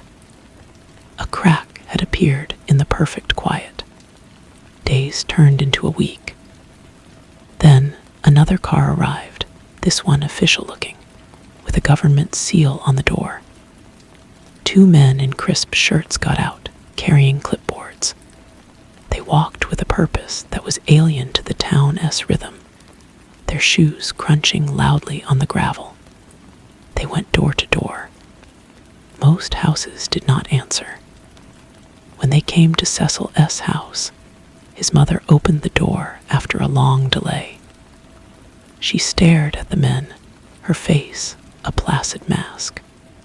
"We may hear about the compulsory purchase orders. Ma am," one man said, his voice too bright, too sharp. "For the new highway interchange. This whole area is slated for development." Cecil S. mother blinked slowly. She said nothing. The man tried again, speaking slower, louder, as if she were hard of hearing. "There will be fair compensation. ULL need to vacate within 90 days. From the shadows of the hallway, Cecil watched. He saw the men's auras, not as light, but as a frantic, buzzing energy. They were full of noise, deadlines, calculations, ambitions. The hunger in the earth beneath his feet shifted, a slow, tectonic awakening. It sensed the vibration. His mother simply closed the door. The men stood on the porch for a moment, confused, then moved on, their irritation a sour note in the air. That night, Ella came to him. They did not need to meet outside anymore. The boundaries between their houses, between the worlds, had become thin and permeable. She flowed into his room like a drift of cold air. They stood together at the window, looking out at the sleeping town. "It has begun," she said. "They will keep coming. Their noise attracts more noise. It is a chain reaction." "What will happen?" Cecil asked. The question was academic. He felt no personal stake. "The balance will be restored," Ella said. "But it will not be gentle this time. They are not offering their quiet. They are imposing their noise. The hunger does not like to be provoked." The next morning, a construction crew arrived. They put up a temporary fence around the scrapyard and brought in heavy machinery. The roar of a diesel engine shattered the dawn silence. Cecil watched as a great yellow bulldozer began to push piles of rusted cars, the screech of metal on metal like a scream. Ella's family began to gather at the edge of the woods. They were no longer vague voids. They were taking on form, becoming sharp and defined in response to the aggression. They looked like shadows cast by nothing, tall and thin and jagged. Their presence caused the machinery to falter. The bulldozer engine coughed and died. The workers shouted to each other, their voices tinged with a sudden, unaccountable fear. The air grew thick and cold. One of the shadowy figures detached itself from the group and drifted toward the crew. It was Ella's brother, a being of concentrated silence. A worker, a large man with a red face, waved his arms. "Get the hell away from here. This is a hard hat area." The thing that was Ella's brother reached out a hand that was not a hand. It did not touch the man. It simply passed through the space in front of him. The man's shouting ceased instantly. His eyes went wide, then empty. He stood perfectly still, a statue of flesh. All the noise and life and memory scoured from him in an instant. A quiet, permanent smile settled on his lips. Panic erupted. The other workers ran, their cries short-lived as other shadows moved to intercept. The silence that fell back over the scrapyard was heavier than before, absolute and final. The quiet had defended itself. Cecil observed it all with a calm detachment. This was the balance. This was the way of things. He felt Ella's hand slip into his. She was looking not at the scene below, but toward the horizon, where the road led out of town. They will send more, she said. They will see this as a problem to be solved, a mystery to be uncovered. Their noise is a stubborn thing. Then we will be ready, Cecil replied. He felt the ancient hunger uncoiling in the earth, stretching after its long sleep. It was not angry. It was patient. It had consumed the quiet for decades. Now, it was preparing for a feast of a different flavor. The long twilight was indeed beginning again, and this time it would not be a gentle fading, but a violent and sudden eclipse. And he and Ella would be at the center of it, the keepers of the silence, waiting in the calm eye of the coming storm. The news of the incident at the scrapyard did not travel in the usual ways. There were no frantic phone calls, no sirens converging on the town. The workers who had fled simply did not arrive home. Their trucks were found days later, parked neatly on the shoulder of the road leading out of town, the keys in the ignition, the radios silent. The official investigation that followed was slow, hampered by a strange bureaucratic lethargy and a series of misplaced files. The world's noise was persistent, but the quiet was adept at creating administrative voids. Still, the boundary had been breached. The surveyors and the men with clipboards had left a scent, a trail of ambition that others could follow. A month after the scrapyard, a journalist arrived. She was young, her mind a sharp, inquisitive instrument, her car an old convertible with a faulty muffler that announced her presence for a mile. She drove slowly down the main street, her camera on the passenger seat, her eyes taking in the overgrown lawns and the silent houses. Cecil watched her from behind a curtain. He could feel the grating frequency of her curiosity. It was a different kind of noise from the construction crew's aggression. This was a probing, analytical sound, like a dentist's drill seeking a cavity. She stopped her car in front of the general store, which had been closed for years. She got out, tapping a pen against her notebook. Ella materialized beside Cecil. She seeks a story, Ella murmured. She wants to give our quiet a name, to put it in a box with words. What will happen to her? Cecil asked. That depends on her, Ella said, on how much noise she carries inside. The journalist, whose name was Anya, felt the silence press in on her. It was unnerving. She had covered urban decay and ghost towns, but this was different. This wasn't tea abandonment. It was occupancy of a kind she couldn't define. She saw a woman tending a flower bed with a serene, vacant expression. She saw a child staring from a porch, its eyes old and still. She raised her camera, but found she couldn't take a picture. The act felt violent, an intrusion. Her journalistic instinct warred with a primal urge to leave. She decided to try one more house. She walked up the path to Cecil's home. The door was unlocked. She pushed it open and called out hello. The interior was dim and cool.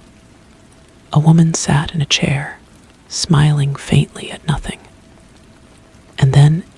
saw the young man standing in the hallway. He was handsome in a way that was almost too perfect, like a statue. His eyes held hers, and the buzz of her thoughts the lead for her article, the strange vibe of the town. The editor waiting for her copy simply stopped. There was no fear. There was just a great, empty expanse. Cecil looked at her. He saw the intricate tapestry of her life, the ambitions and fears and loves, all of them loud and bright and fragile. He understood that Ella S. family would soon come for this noise, to smooth it out into nothing. But for a moment, he held her gaze, a silent messenger. He saw her realize that there was no story here, only an ending. Anya dropped her camera. She backed out of the door, her breath coming in short gasps. She ran to her car, the sound of her footsteps obscenely loud. She did not look back as she drove away, faster and faster, until the quiet released its grip. She never wrote the article. She told her editor the town was empty, a dead end. The memory of the young man's eyes would wake her at night, not with terror, but with a haunting sense of a question she could never answer. Ella stood beside Cecil inside the house. You showed her mercy. I showed her the truth, Cecil corrected, his voice even. She chose to carry it away with her. The balance is not always about consumption. Sometimes it is about warning. Ella nodded, a glimmer of something like pride in her ancient eyes. The hunger in the earth grumbled, disappointed, but acquiesced. The journalist's retreat was a minor victory for the noise, a temporary retreat. But Cecil knew it was only a delay. The highway would still be planned. The noise would return in greater force. The quiet was preparing for a war it had fought before, a war to determine the fundamental sound of the world. And he was no longer a stone in a field. He was a soldier in the army of silence. The seasons turned, but the threat did not dissipate. It gathered like a storm on the horizon, held at bay by a fragile barrier of bureaucratic inertia, and the unsettling stories that now clung to the town like a bad smell. The official plans for the highway interchange were delayed, then delayed again. The file was not lost, but it was set aside, as if the very paper it was printed on had become heavy and cold to the touch. Yet the quiet had been irrevocably disturbed. The town was no longer a forgotten secret. It was a marked place. Cecil could feel the pressure building, a low hum of intention from the world beyond the woods. Ella felt it too. Her movements became more purposeful, and the shadows that were her family gathered more frequently at the tree line, their forms growing more distinct, more solid, as they fed on the anticipation of the conflict to come. One afternoon, a different kind of vehicle arrived. It was a plain, dark van that moved with a quiet, professional efficiency. It parked near the old stone wall, and two people emerged, a man and a woman. They did not carry clipboards or maps. They carried themselves with a wary stillness that was almost, but not quite, like the quiet of the town.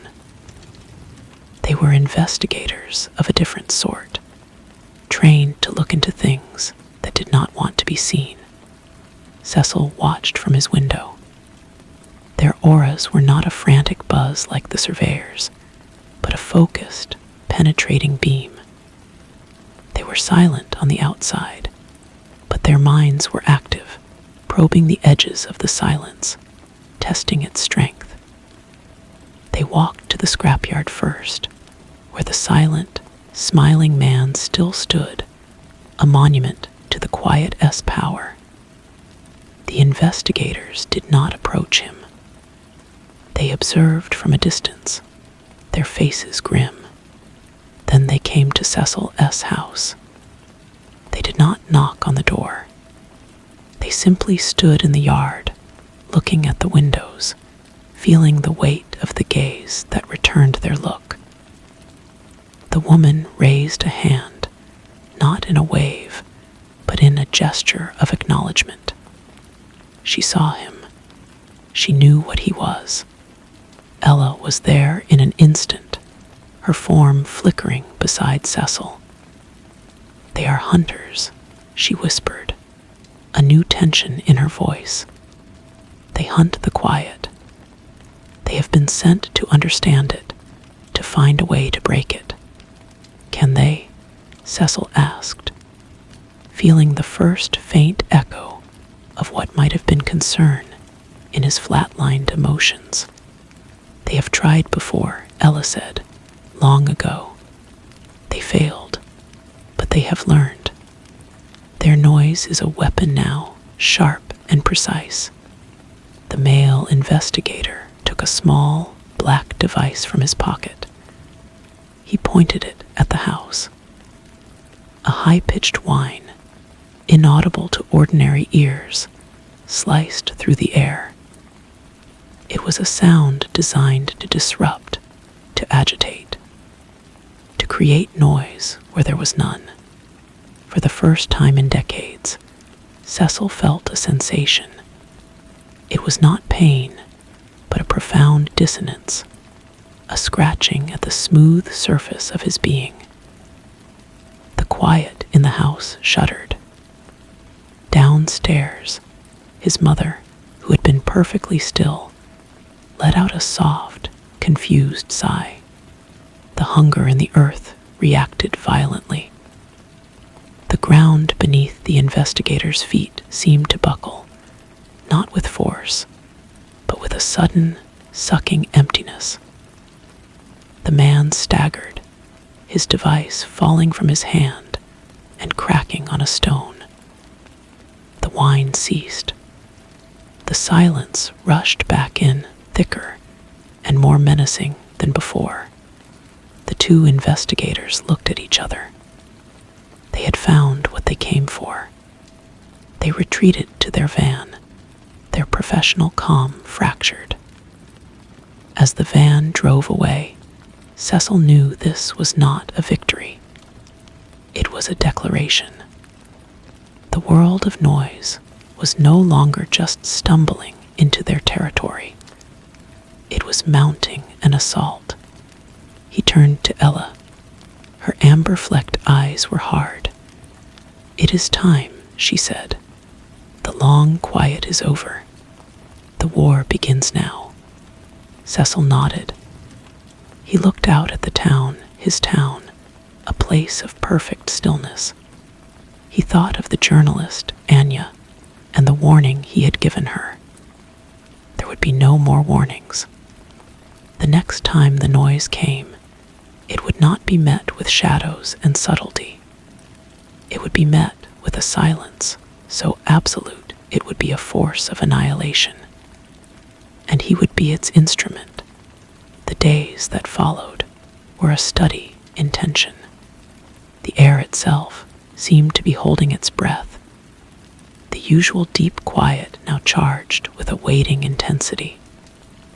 Cecil S. mother and the other townsfolk went about their routines with a new purpose. Their movements synchronized, their eyes occasionally flicking toward the woods where Ella S. family stood like sentinels. They were not afraid. They were preparing, their collective silence becoming a whetstone on which to sharpen their defense. Ella was gone for long periods, consulting with the elders of her kind, the oldest of the quiet ones who remembered the last great conflict. she would return to Cecil with news. The investigators had filed their report. The word anomaly was used, and containment, and specialized asset deployment. The noise was not sending bulldozers this time. It was sending a scalpel. A week later, the scalpel arrived. 3 black vans, silent and electric, glided into town and fanned out. Men and women in dark, unmarked uniforms emerged.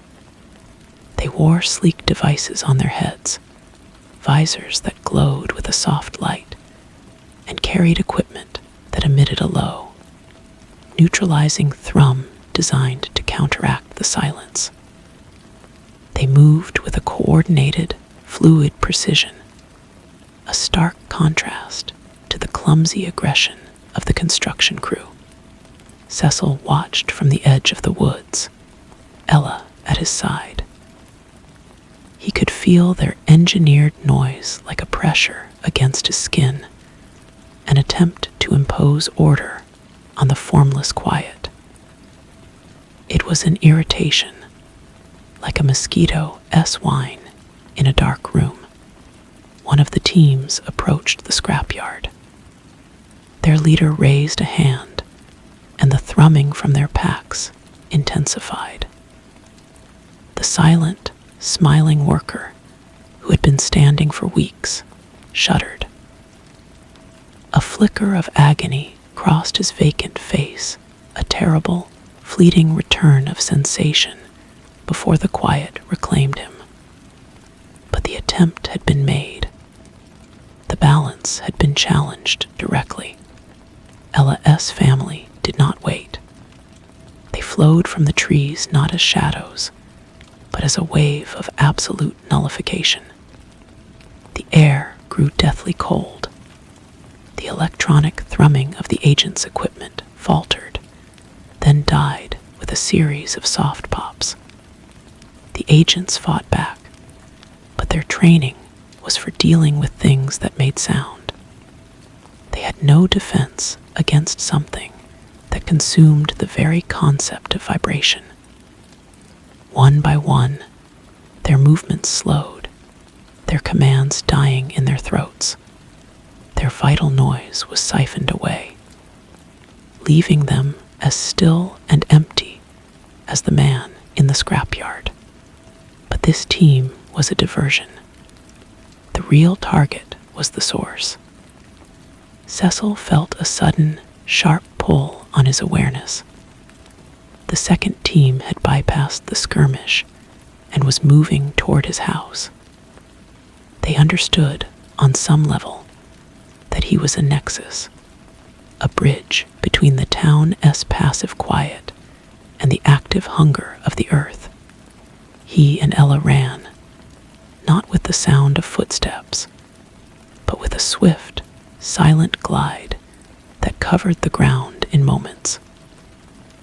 They arrived as the agents were placing strange, disc-like devices on the foundation of the house. The devices began to pulse with a rhythmic, penetrating light. Cecil S. mother stood in the doorway, her face a mask of confusion. The pulsing light was causing the quiet within her to waver. Memories, long since smoothed away, stirred like sediment in a pond. She let out a small, broken sound, a sob. A fury, cold and absolute, rose in Cecil. This was not balance. This was violation. He stepped forward, and for the first time, he did not simply observe. He acted. He reached out with his will not to consume, but to push. The hunger in the earth responded to his command. The ground beneath the agents swelled, and then collapsed into a shallow, silent crater. The pulsing devices were crushed into darkness. The lead agent, a woman with sharp, intelligent eyes behind her visor, looked at Cecil. she saw not a boy, but a force of nature. She raised her weapon, a device that fired not bullets, but a concentrated beam of sonic disruption. She fired. Ella moved in front of Cecil.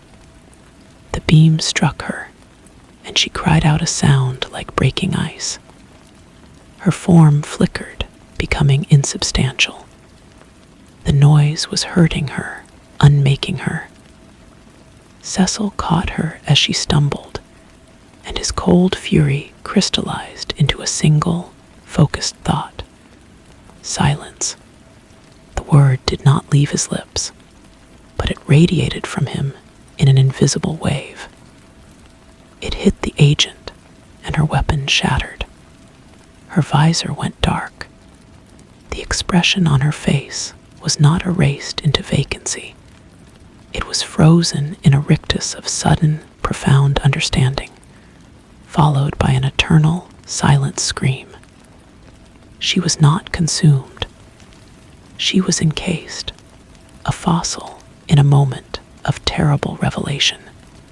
The remaining agents retreated, their professionalism shattered by a fear that was finally louder than their training.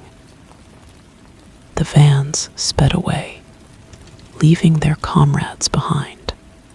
Cecil held Ella. Her form was slowly solidifying again, but she felt weaker. "They are learning," she whispered, her voice faint. "Their noise is evolving." He helped her into the house, to the room that had been his sanctuary.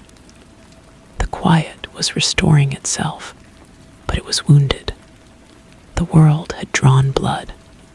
Cecil looked out the window at the gathering twilight. The war was no longer a distant concept. It was here, and he was no longer just a keeper of the silence. He had become its weapon. The long twilight had deepened into night. He sat with Ella through the night, watching the subtle play of shadow and moonlight across her still face. The quiet of the house was no longer a comfort. It was a convalescent, healing from a wound. He could feel the town around him, a single organism tending to its injuries. The captured agents stood in the town square, their postures now blending with the others, their internal noise slowly being digested by the pervasive calm. There were trophies and warnings, but Cecil felt no triumph. By morning, Ella was stronger, her essence woven back together. She opened her eyes and looked at him with a new depth of sadness. "You are changing," she said. "The quiet is not just in you anymore. You are shaping it, commanding it. Is that not what I am meant to do?" Cecil asked, his voice even, but a question lived within it for the first time. "It is what is necessary," she replied. "But it has a cost. The more you act, the more you become like the thing we oppose. You create a different kind of noise, the noise of will." A few days later, a lone figure walked into town. He was an old man, dressed in a simple, worn coat, carrying no equipment. He walked with a slow, deliberate pace, and his silence was not the void-like quiet of the town, but something else, a deep, resonant stillness, like the heart of a forest. He did not seem threatened by the empty streets or the watching eyes from the windows. He walked directly to Cecil's house and knocked gently on the door. Cecil opened it. The old man looked at him and then past him to where Ella stood. His eyes were clear and held a strange sympathy. "I am not here to fight," the old man said, his voice soft but firm, carrying effortlessly in the hush. "I am here to speak. My name is Alistair. I was, in a way, like you once. Ella moved to Cecil's side, her posture defensive. There are none like him. Alistair gave a slow, sad smile. Not exactly, no. But I was a keeper of a place of balance. Until the balance was broken from the outside and from within. He looked around. This is a beautiful silence, but it is becoming hard. It is becoming a weapon. And a weapon always provokes a greater weapon. What would you have us do? Cecil asked, intrigued by the man's lack of fear. Consider a different balance, Alistair said. Not a wall, but a threshold. A place where the noise can spend itself, not be annihilated. You cannot stop the world, but you can teach it to whisper. Ella shook her head. The world does not whisper, it shouts. It always has. Perhaps, Alistair conceded. But the man who stood where you stand now, the one who began this quiet, he began it out of sorrow, not out of war. I remember. I felt the first wave, all those years ago. It was a lament. What is it now? Cecil had no answer. He looked at the frozen agent in his yard, a permanent monument to his rage. He thought of the journalist, Anya, who had carried a warning away. That had been a different kind of strength.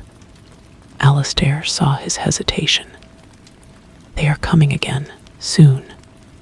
And they will not send people next time. They will send machines, programmed to generate frequencies that will shatter this silence like glass. They will dig up the earth itself to sever your connection. You can fight, and you may even win this battle. But the war will never end. It will only escalate until one side is utterly destroyed. And your alternative? Ella asked, her voice icy. Show them the cost, Alistair said. Not through force, but through revelation. Let one of their own return to them, not empty, but carrying the full weight of the silence. Let them understand what they would destroy. It is a risk, but it is the only path that does not lead to absolute ruin. The old man turned and walked away, leaving his words hanging in the air. Cecil watched him go, feeling the truth of them settle in his core. The quiet had defended itself with violence, and in doing so, it had started to become the very thing it hated. He looked at Ella, his anchor, his guide, and saw the same conflict in her ancient eyes. The storm was coming, and they stood at its eye, but now they had a choice. They could be the wall that was broken, or the veil